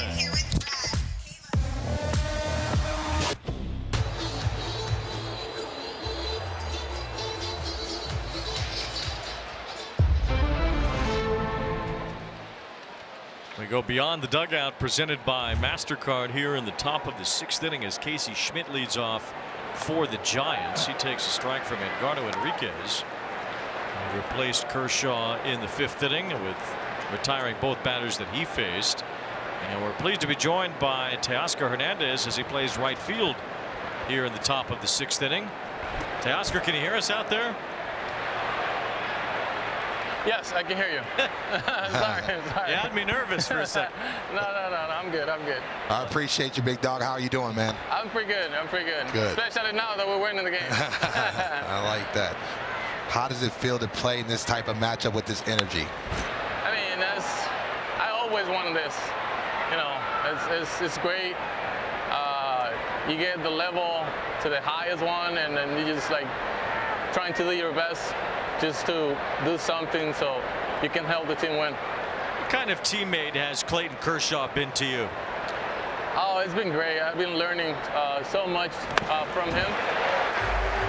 You know, he's been in the league for 18 years, so I guess he's a good guy to follow everything that he does.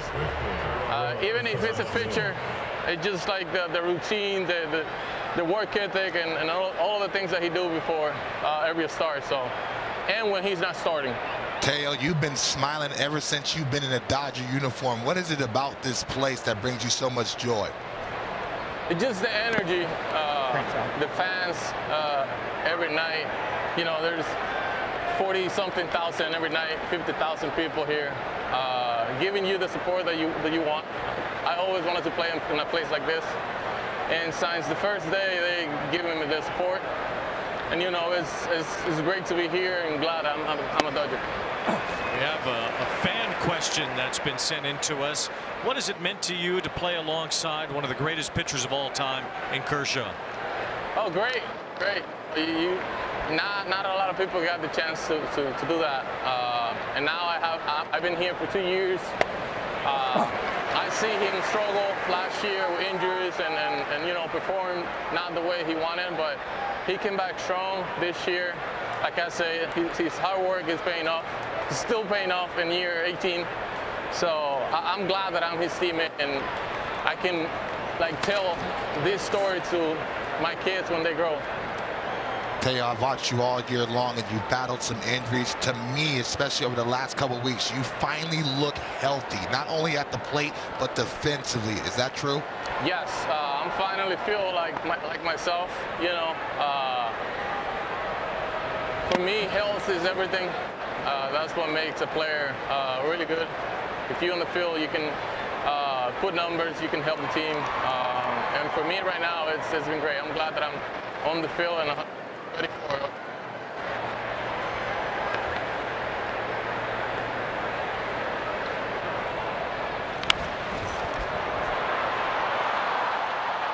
There's a base hit for Gerard Encarnacion.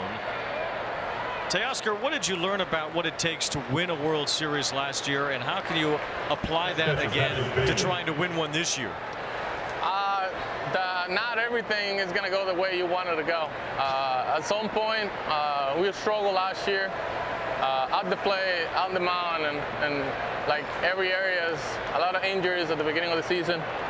So you learn how to control that, and you learn how to get through that, and you know, you just go through it. Just get ready every single day. And just trying to do the little things that can help this team win. Teo, tell me about Dave Roberts, just as a manager and a communicator, because this on the media side, he's very candid, very honest about the direction and the feel about the ball club. Can you tell me just some insider stuff about this, who he is and how he manages on a daily basis? I mean, I think that's everything. And I already told him this, but I never had that trust from the manager, that confidence where the manager told me just go there, just have fun, do the things that you know you can do, and the things that you know that we know you can do. So just be yourself. I know the kind of person you are, so it's like just give that confidence, that support from the manager and the staff. For me, it's everything.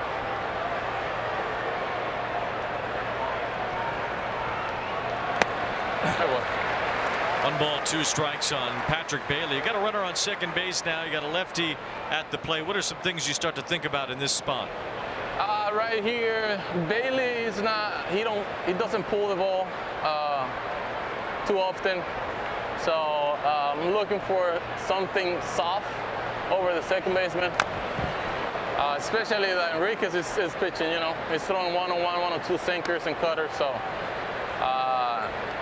Just trying, you know, to anticipate the play. Encarnacion is not a fast guy, so not hurry if the ball is hit over here. Just, you know, play it aggressive, under control, and just trying to make the play.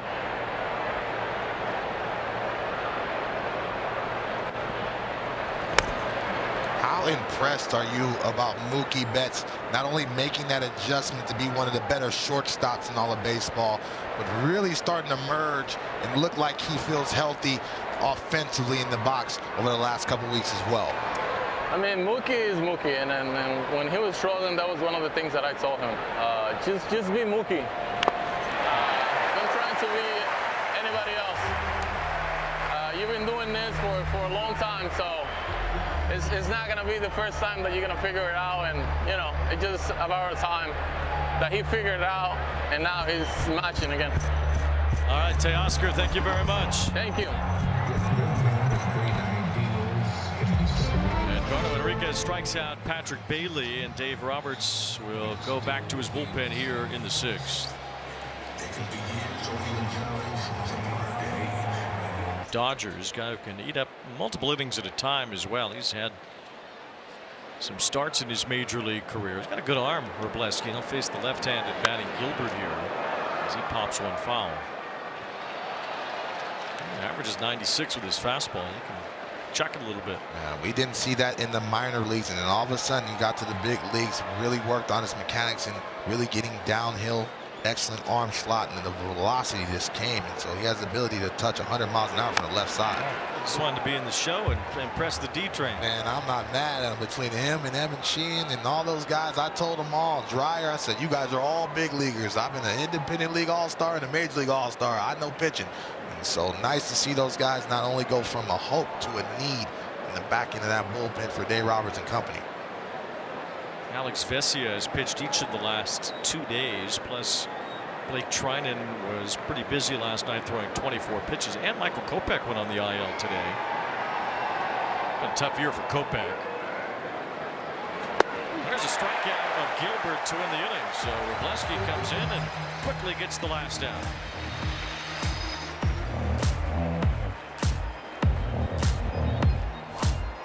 This copyrighted telecast presented by authority of the Office of the Commissioner of Baseball may not be reproduced or retransmitted in any form, and the accounts and descriptions of this game may not be disseminated without express written consent.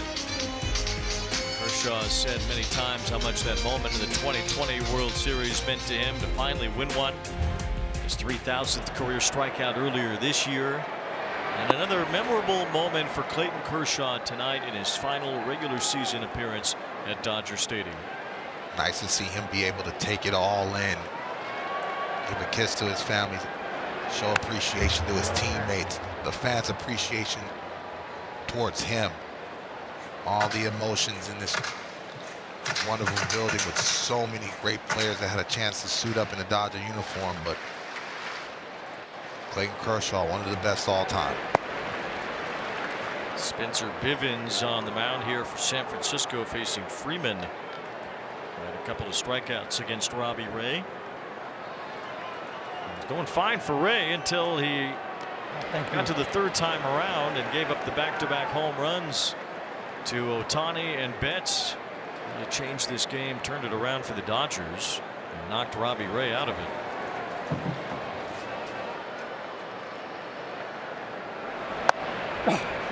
Really important for Mookie Betts, the way he's playing at the right time, playing with confidence, wants to be impactful on both sides of the baseball. This is the Mookie Betts that we all know and love, and so starting to see some depth from the lineup at the right time. Bouncer from Freeman as he gets thrown out by Schmidt. 1 out in the 6th. Let's send it to our studio in Sierra Santos. Hey there, Phils and D-backs in the desert. Nick Castellanos gives the Phils an advantage 5-2 after he takes this one to the bullpen, his 250th career homer. Don't forget, Phils hang on to win. Dodgers punch their ticket to the postseason. Yeah, there's really a couple of clinch scenarios at play for the Dodgers happening somewhat simultaneously, although the Arizona game is further along. They're in the 8th inning. With the Phillies leading 5-2, so the Diamondbacks losing would send the Dodgers to the postseason. And a Dodger win tonight would do the same. Of course, both are in progress right now as Edman flies out. Dodgers would be the 3 seed in the National League, so they would be in that wild card round even as a division champion. At the moment, they'd play the Mets. The Mets were a winner tonight. They beat Washington 12-6.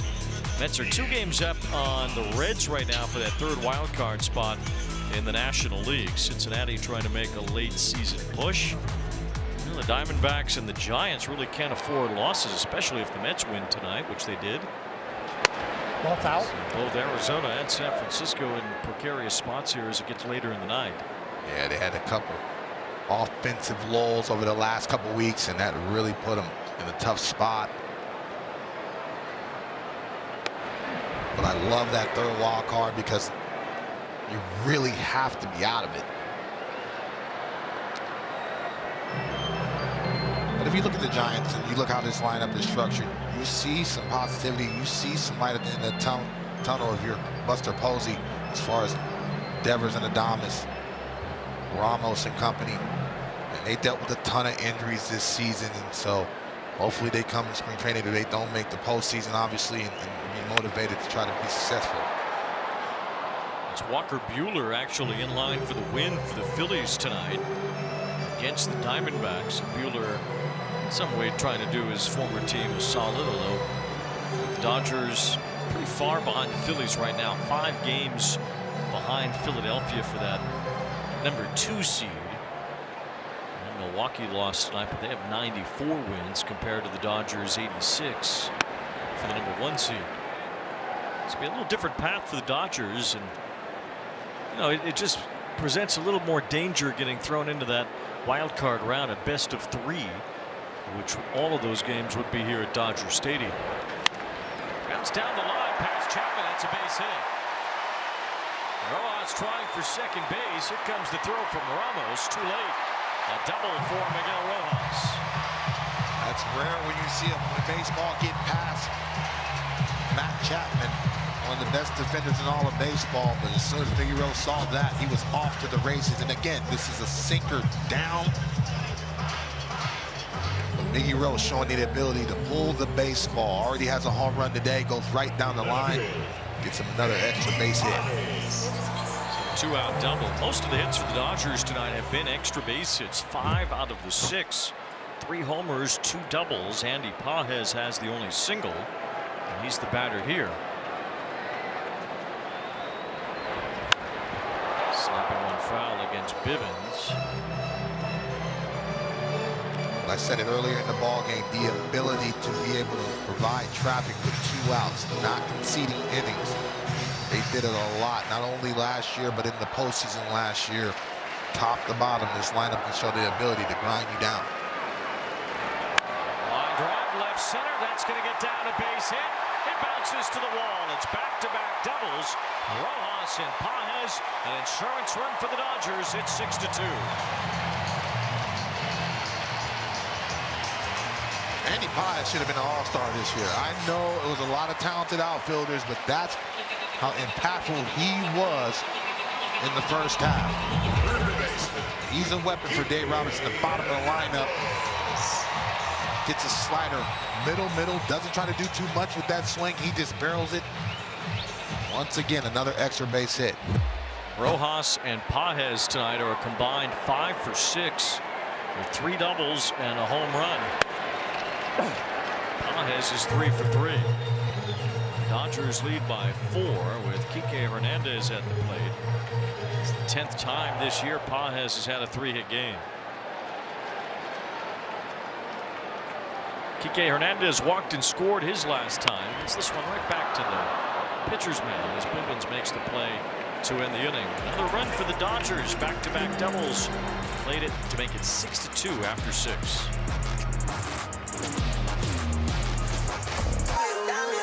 Run that up, get back to it. Hits on hits like my name Ray Lewis. I'm in the studio 9 to 5 and 5 to 9. I work like a student. They and they got no sauce. Mentality, mama, but ball like LeBron.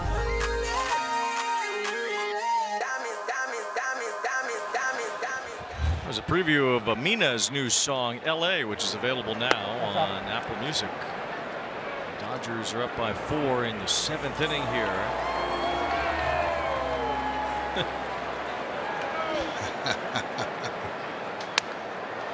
Bleaches. 1 ball, 1 strike. Dodgers getting ready in some celebration mode tonight, as it was anyway for Clayton Kershaw's final regular season start here.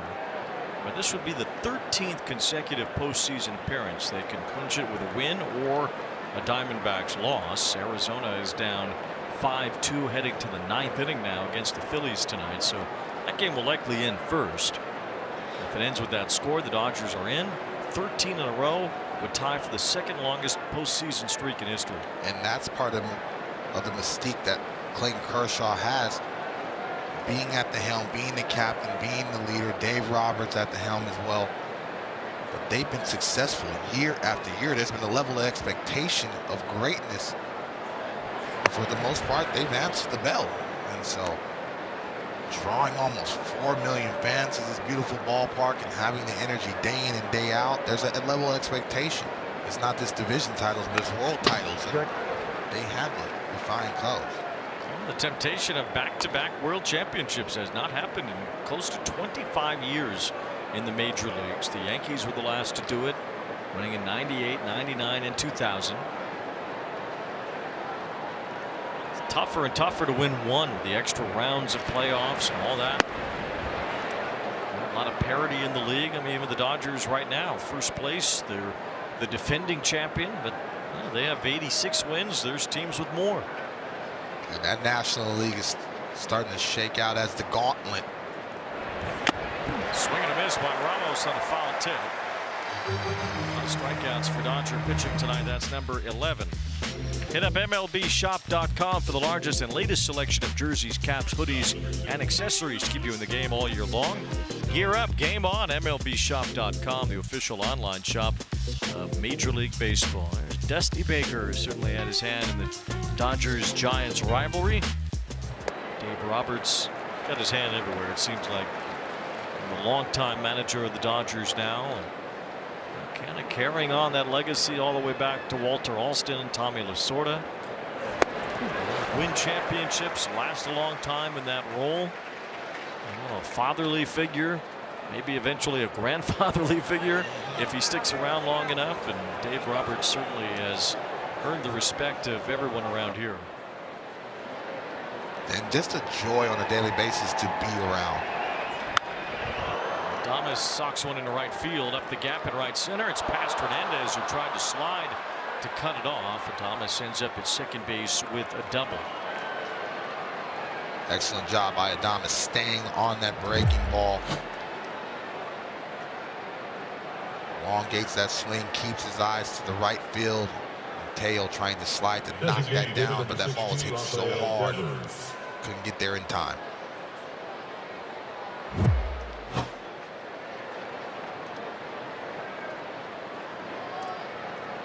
One out. The batter is Devers, who is 0 for 2 with a couple of strikeouts and a walk tonight. Rafael Devers was the man at the plate when Clayton Kershaw recorded his final out tonight.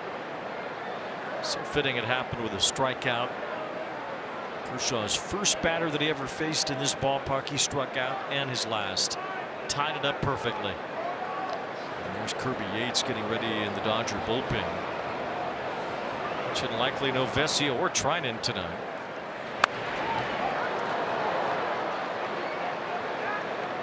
Still some weapons down there with Yates, and I'm sure we'll see Tanner Scott if the game calls for it.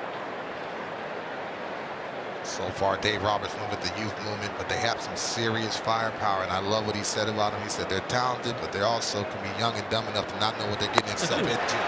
Devers has struck out for the third time tonight. Wroblewski has 3 strikeouts since entering the game.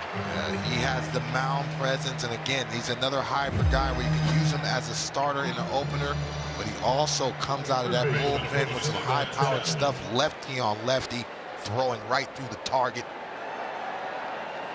98 miles an hour in the back pocket must be nice. Devers now 1 for 25 against the Dodgers this year. 0 for 3 tonight.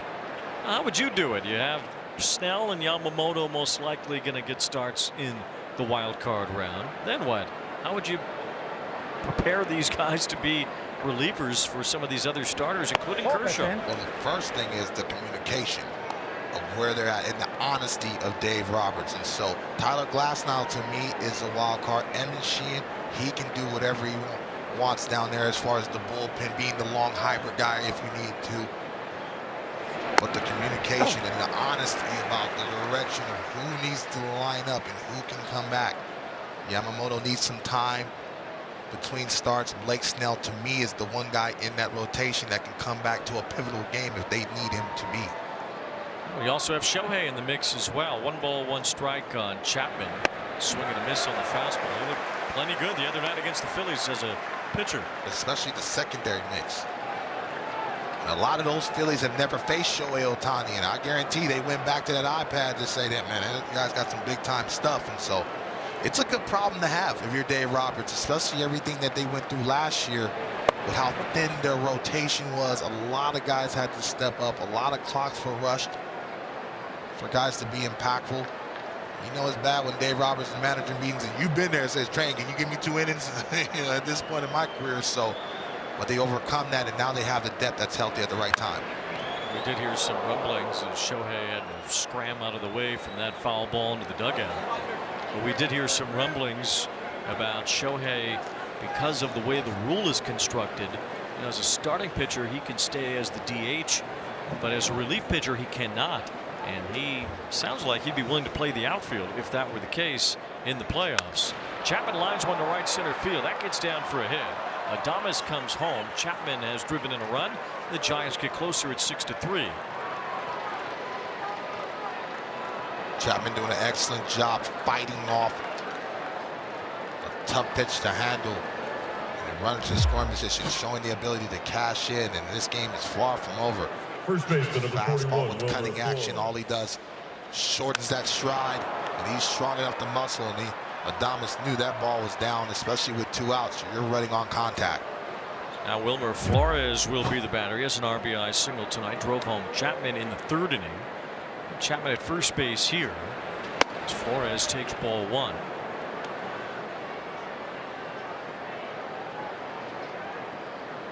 First run off the Dodger bullpen tonight. Enriquez went an inning and a 3rd. Leski has gone an inning. Some high strikes have been called back there by Lance Barksdale tonight. Saw Rafi Devers have a nice little discussion. Struck out with the fastball down, and then all of a sudden now the sights seem to change with the high strike is starting to get called. 1 ball, 1 strike. He threw that breaking ball 22. Leski showing the ability to be able to spin it right under the swing path of all that setup with the high velocity. Let's see if he doubles up with it down. Phillies have added to their lead in Arizona, so it seems like the Dodgers, one way or the other, are going to clinch that playoff spot tonight. They could gain a game on the Padres too. San Diego lost earlier to the White Sox. It's a fair ball. Long throw across. Perfect from Kike Hernandez.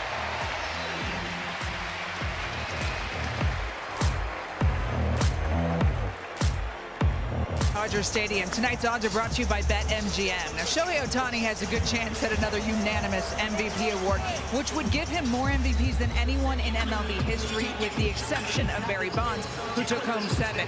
Now, Dave Roberts loves that Ohtani even suggested he could play in the outfield or come out of the bullpen, that he really is willing to do anything to help the team. But he said he's a very methodical, disciplined person, and the bullpen is not as predictable.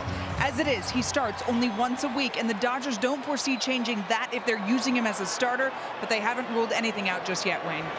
Here's a fly ball hit well. Dalton rushing sends one toward the gap in right center, and it is caught by Encarnacion, the right fielder.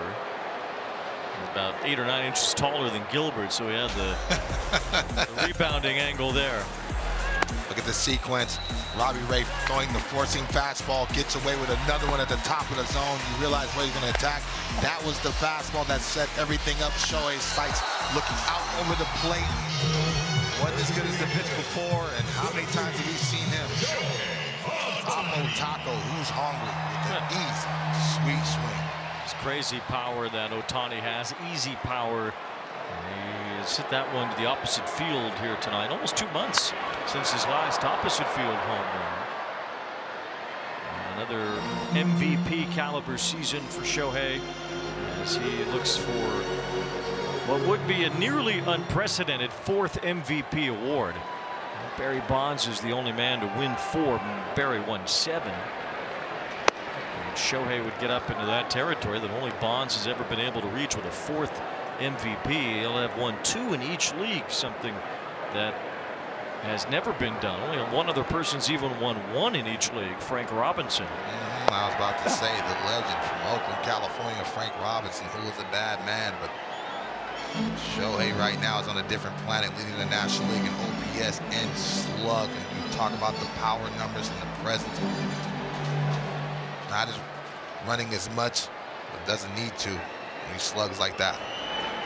Strings and misses here. He's not running as much, but he's pitching more. Yeah, pitching all last. gotta say those legs.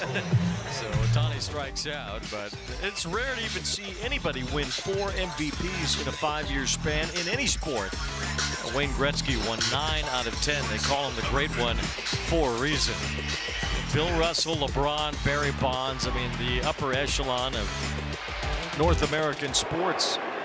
The greats of the greats to do that, and well, Shohei certainly fits into that category, and he might thrust himself into that category here before this season is over. Mookie Betts, an MVP winner. We thought he would be the guy to join Frank Robinson as the second to win the MVP in both leagues. He's gotten pretty close as a Dodger. Shohei has beaten him to it. There's another good swing from Betts toward the gap in left center. But Ramos runs it down to end the inning.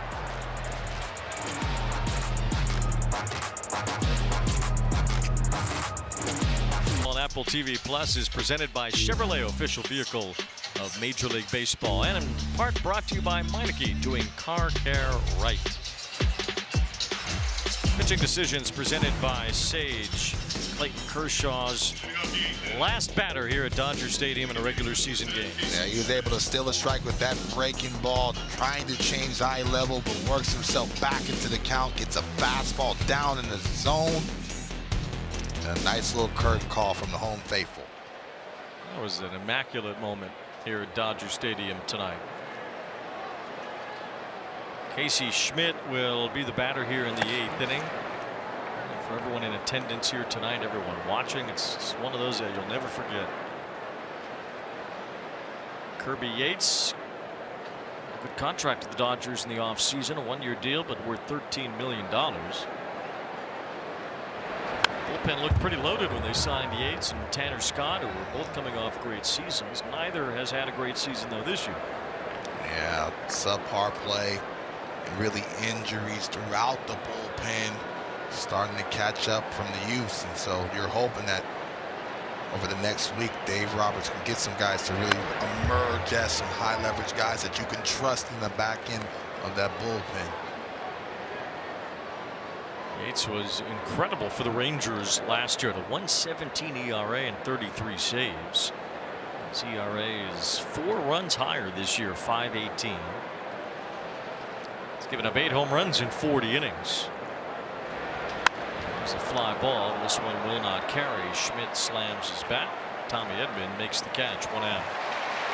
2025 Roberto Clemente Award presented by Capital One recognizes a player who truly represents the game through positive contributions on and off the field.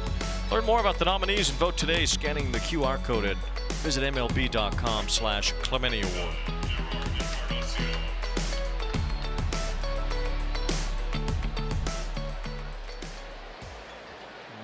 Gerard Encarnacion, who's been on base a couple of times tonight. Dave Roberts will entrust Yates and likely Tanner Scott to finish this one out. Dodgers with a 3-run lead at the moment.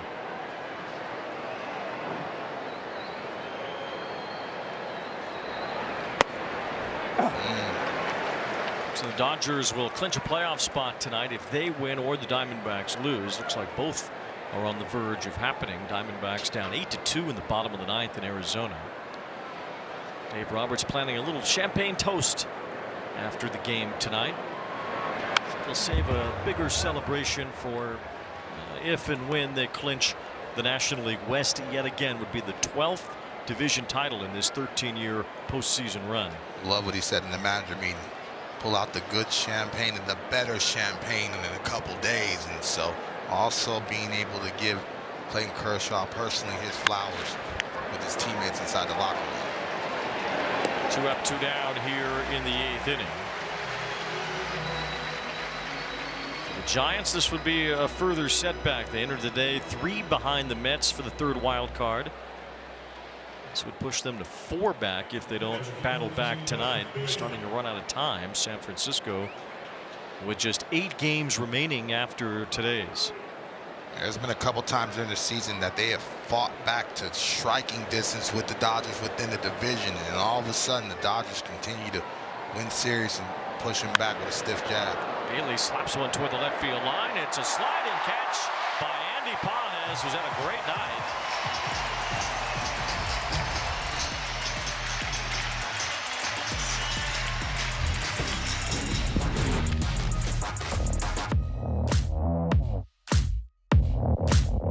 Soccer kicking off tomorrow. South Korean icon Son Heung-min, German scoring legend Thomas Mueller, and the GOAT Lionel Messi line up a packed slate of playoff intensity showdowns. Coverage begins at 7:30 p.m. Eastern exclusively on MLS Season Pass on Apple TV. Now, congratulations to the Los Angeles Dodgers. They've made it a baker's dozen, 13th consecutive year, reaching the postseason. The Diamondbacks lost tonight, so it's official. The Dodgers will be in the postseason. And how fitting is that the ex-teammate Walker Buehler gets the win to help send them. Certainly it was Walker Buehler taking a big part in finishing off their World Series win last year. In those final outs at Yankee Stadium, as we see Carson Seymour on the mound for San Francisco. A fly ball off the bat of Teoscar Hernandez. Kind of got it toward the end of the bat a bit as Gilbert makes the catch. 1 out here in the 8th inning. Sending out to our studio, here is Sierra Santos. Hey, Wayne, you just mentioned it a second ago. Jake McCarthy flies out to Harrison Bader, and that is the final out from Chase Field as the Phils take down the D-backs. And yes, the Dodgers clinch a postseason berth. Wayne, D-Train, let's get it back to you in LA. So the champagne toast is on approach for the Dodgers here tonight. Got to steal me a glass before I go to the trucks after the game. Sir, I know it's crisp. Freddie Freeman 0 for 3 tonight. But this is part of the organizational greatness. Every spring training, this is an expectation that they put on themselves to go out there and contend for a world championship. So I'm sure they're going to celebrate, but it's just part of that stepping stone. If you're Dave Roberts and company and Andrew Freeman, it's an expectation to be one of the best teams and have a chance to win another World Series championship. We'll see how it goes for the Dodgers come October. 13 in a row, pretty special. Only one team has ever done it more often consecutively. The Braves with the 14 straight postseason appearances throughout the 90s into the early 2000s. And I don't see it slowing down, especially with that man in the dugout. Yeah. Anything is possible. Could definitely go for that record-tying postseason trip next year. Freeman, it's chopper to the second baseman Schmidt. 2 up, 2 down here in the 8th. Don't miss Denzel Washington in the new Spike Lee joint, Highest to Lowest.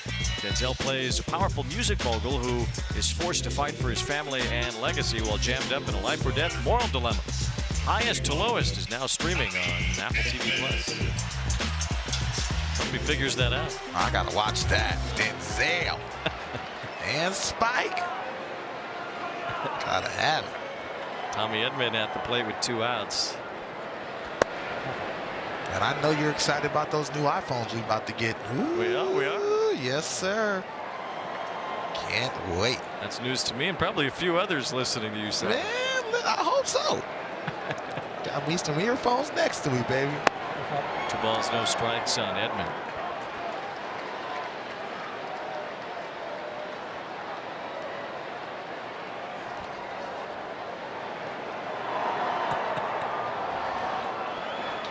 Ground ball. It is grabbed by Flores in the 1-2-3 bottom of the 8th.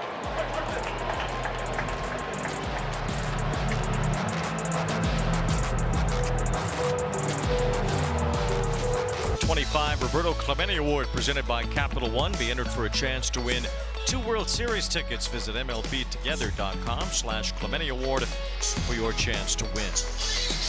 World Series might come right back through Dodger Stadium as it did last year. The Dodgers beat the Yankees in 5 games in the 2024 World Series, but they need to figure out the back end of their bullpen. Tanner Scott has a .472 ERA, has 9 blown saves this year. He's allowed 11 home runs. He'll try to get the final 3 outs here tonight. Yeah, command and missing over the plate has been the problem for Tanner Scott all season long. But talking to him today, he says he's figured out some things. We'll see. Christian Koss is the pinch hitter for Drew Gilbert. Behind him is the top of the Giants order. They'll have Ramos, Adames, and then Devers. Really good slider right out of the hand. He's struggled all year, but especially lately, Scott's given up 7 runs in his last 8 appearances, 3 home runs. Trying to get this save tonight would be just his 2nd in the month of September. Edgardo Enriquez is in line for the win. Oh, thanks, dog. Right. If the Dodgers do win tonight, their magic number to clinch the National League West will be down to 4 thanks to San Diego's loss earlier. That's the bigger celebration the Dodgers hope to have in the next handful of days, maybe even by the end of the weekend. It's grounded down the third base side. Diving stop. Hernandez couldn't get the throw off, and it's an infield hit for Koss off the bench. Koss can't run, so that was going to be a tough play regardless if Kike came clean up with that ball. Shortened the swing, kept it fair. Excellent job by Kike Hernandez, but this could not get that transfer once again. But seeing the athletic ability of Kike Hernandez, it doesn't matter where he is. Koss was smelling base hit the whole time, hustling out of the box and getting the Giants going. Brings up Elliot Ramos, who had a home run in the first inning. He was on the 3rd pitch thrown by Clayton Kershaw tonight, although Kershaw only allowed 2 runs. Going 4 1/3 tonight, and ended his performance in his regular season career here at Dodger Stadium with a strikeout of Rafael Devers, leading to an incredible walk-off for Kershaw here tonight. Oh, nope. There you go. Almost held up. 1 ball, 1 strike. Tanner Scott trying to go with that slider down and really getting on top of the slider. He's been beat a lot with cement mix type sliders in the middle of the zone, speeding the batter's bat to be able to hit something with some launch angle. Swing and a miss, strike 2.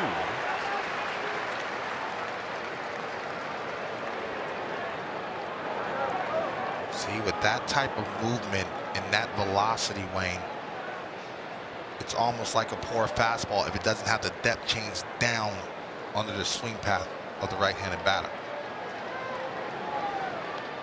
Giants trying to rally late. Dodgers looking to even up the all-time series against the Giants. Swing and a miss, strike 3. 1 out here in the 9th. Let's send it down to Heidi. But Wayne, the Dodgers not only plan on moving a couple starters into the bullpen for the postseason, they might be getting flame-throwing Roki Sasaki back for a role there as well. He's going to pitch on Sunday at AAA, where he's been touching 100 with his fastball. Then if all goes as planned, the Dodgers are going to bring him here to pitch out of the pen this last week before the postseason starts. To make sure Sasaki can throw strikes regularly, too. We saw him struggle with that earlier in the year. Swing and a miss by Adames. Well, you know, I love the plan for him. Shorten the expectation, and what I mean by that is, hey, come out of the bullpen and it can be pedal to the metal. Max effort throws, hopefully get some confidence, and I agree 1,000% land in the strike zone as well. 1 ball, 1 strike on Adames. Devers behind him. The Giants trying to rally here in the 9th inning in a game that's crucial for San Francisco. And they'll fall further back in the wild card race. They'd be 4 games out. 1 ball, 2 strikes on Adames. That slider thus far much better tilt downhill, and with the velocity of that slider, you have to engage because he does have 97, 98 in the back pocket with the 4-seam fastball. 1 ball, 2 strikes on Adames here. He doubled and scored his last time. Dodgers took the lead with a 4-run 5th inning. They've been in front ever since. Back-to-back homers by Ohtani and Betts. And it's 2-2. Mention a Dodger win would tie the all-time matchup between these two teams. They would each have 1,287 wins against each other. And it would be the first time that the all-time record has been even since 1896 for the Dodgers playing the Giants. It only took 120 years or so. Fouled behind home plate. 130 to get back to even. They've been tied at the hip for a very, very long time. Both sides had experienced joy and pain from each other's hands, and so you knew this matchup with Clayton Kershaw, where both teams are, it was going to be a postseason type feel, and it did not disappoint. 2-2. Good pitch. Just missed the inside corner. 3-2. Good take by Adames. Fastball just off the plate.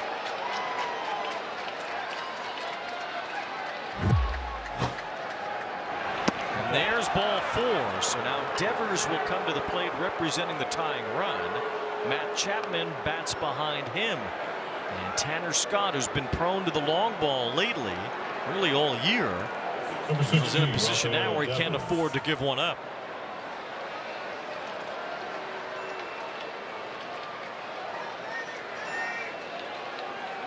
Devers has 31 home runs on the season. He's 0 for 3 tonight with 3 strikeouts. The Dodgers want to have a meeting on the mound.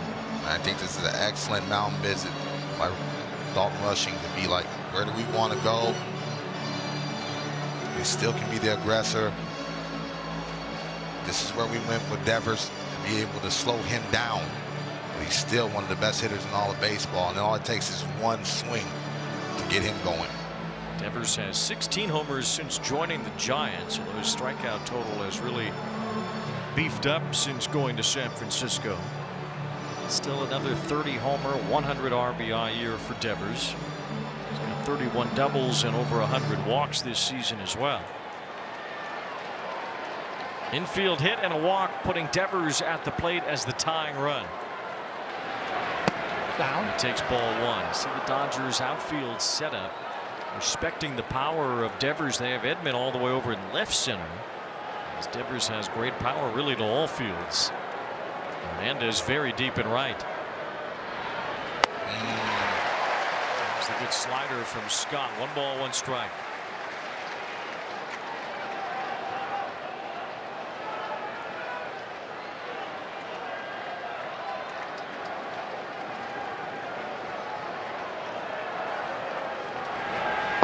Good take. Ball 2. It was Devers who was the last man that Kershaw faced tonight. He struck him out in the 5th inning. Devers has not put a ball in play tonight. He's walked and struck out. Fanning 3 times tonight. 2 balls and 1 strike on Devers. He's off balance there and fouled it. Defensive swing on 2-1. Scored an excellent pitch. Tanner Scott doubling up with the breaking ball down and away, doing his best to stay away from the power on the pull side of Rafi Devers. Matt Chapman on deck. Into the powerful part of this Giants order in the 3-run game. And it's Devers taking ball 3.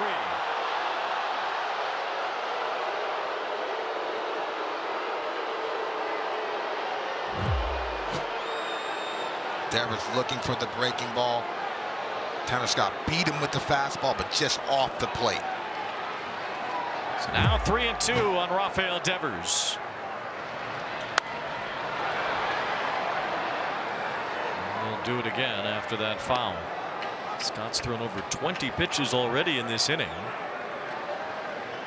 There's nobody up in the Dodger bullpen right now. There is action in the Giants bullpen in case this game goes to the bottom of the 9th. Jose Butto is warming up for San Francisco. It's 3-2.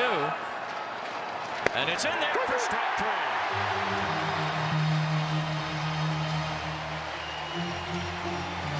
Fourth strikeout for Rafael Devers tonight. Well, this was a slider that was thrown at him and it locked him up. 26, Matt Chapman. Excellent pitch by Tanner Scott. He needed that pitch. He saw sliders away from him, starting from the middle of the plate, and then all of a sudden, and now you see the bullpen showing, yes, that's the sequence we need. He's still not out of the woods just yet, though. It's 5 times this year that Devers has struck out 4 times in a game. And certainly they're not out of the woods. Chapman can tie it up with 1 swing as well. 2 outs. And Chapman with a pop-up. Mookie Betts waits for it. On Kershaw's night, the Dodgers win. They clinch a postseason berth, and they beat their rival, the Giants, 6-3.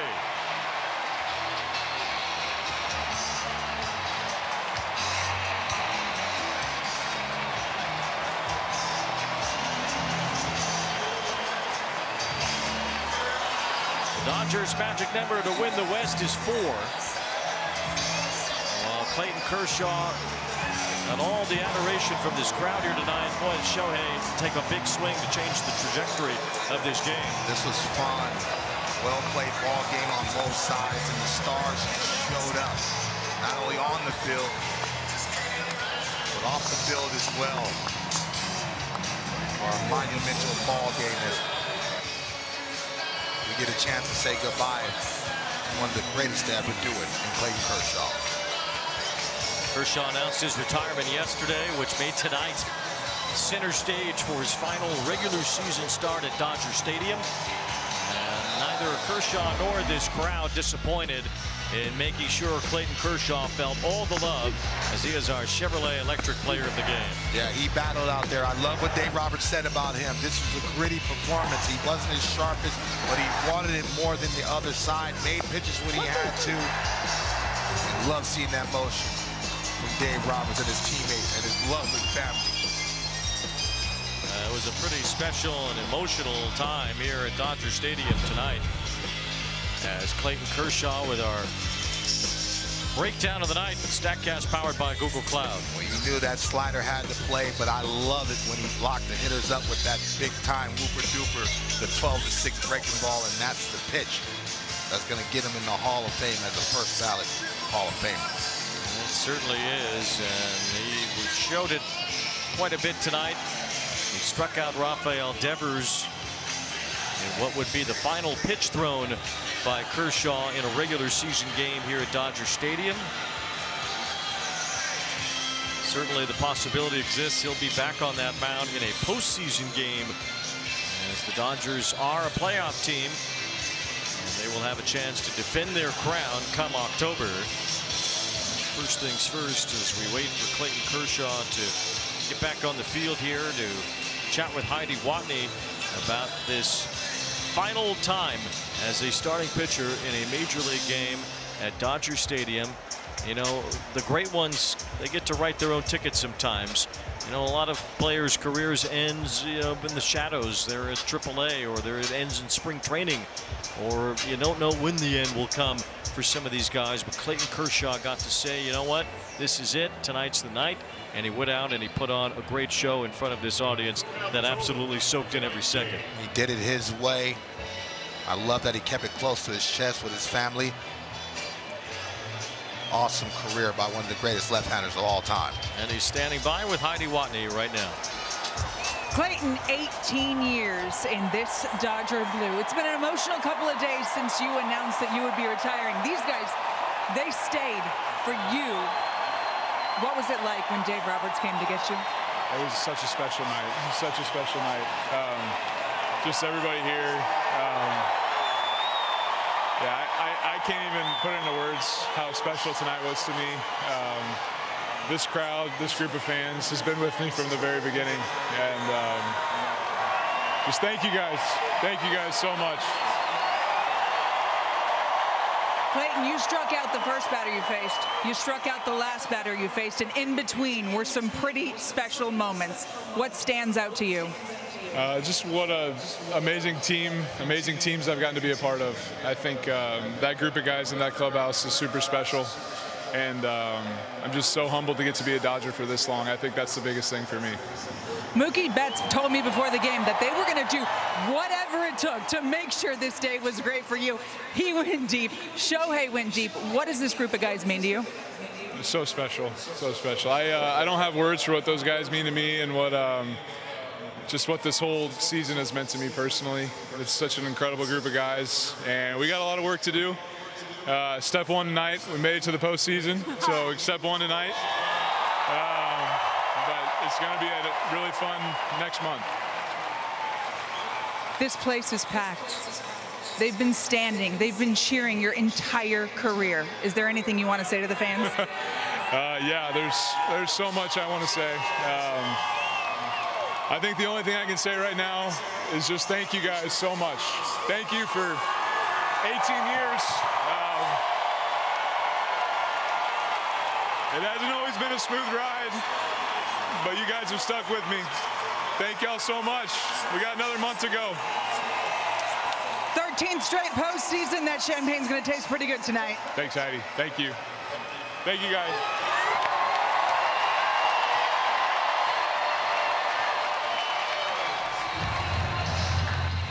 Clayton Kershaw, well, he rides off into the sunset here in Los Angeles, and it was a special moment to see Kershaw out there tonight with this crowd so fully behind him, his family here. What a moment, what a night here at Dodger Stadium. And they win it against the Giants 6-3 with Kershaw starting for the final time here at Dodger Stadium. It was an unforgettable moment, an unforgettable night. We'll be back to wrap it up.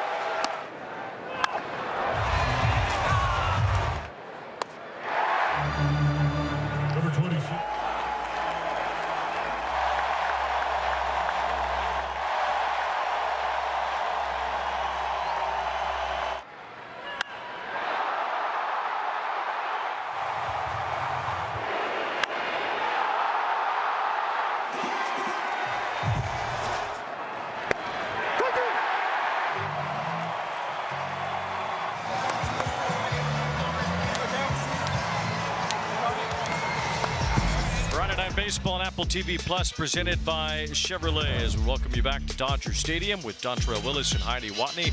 I'm Wayne Randazzo. The Kershaw family sending love to Dad as Clayton Kershaw, well, that's his new full-time job now after retiring.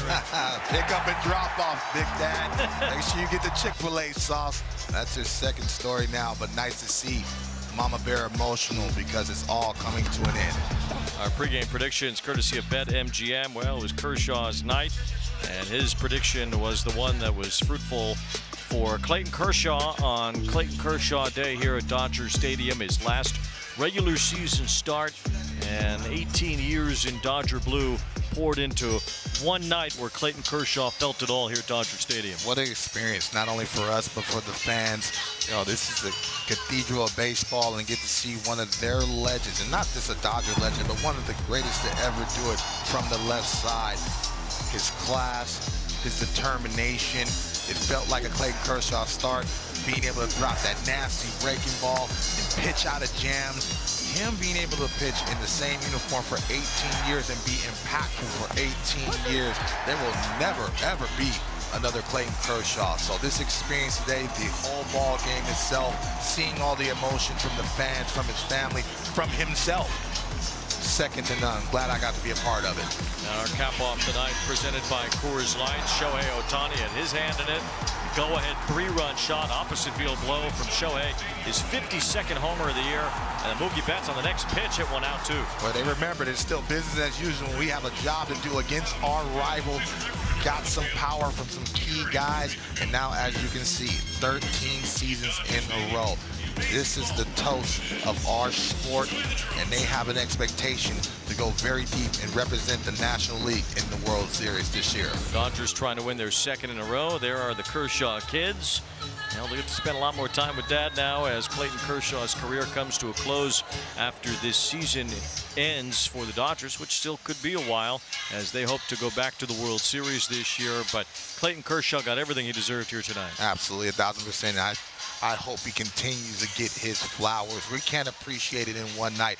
What his impact, not only in Los Angeles, but in the sport of baseball. There is plenty of kids that are left-handed that want to be Clayton Kershaw over the last 18 years. And so his impact, Sandy Koufax X, he's one of the best to ever do it from the left side.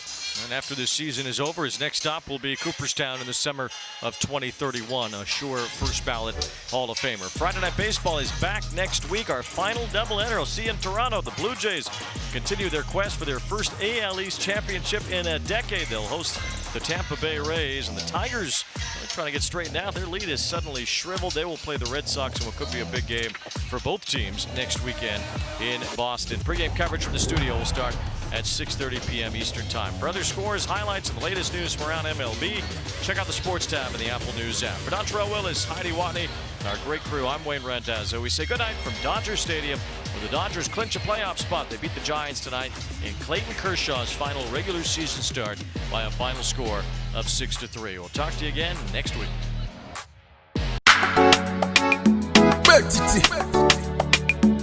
God bless you.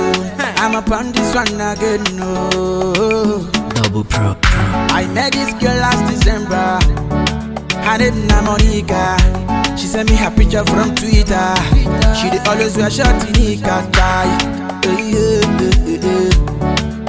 Monica too fine, no, but Monica too like money. I spend money for Monica.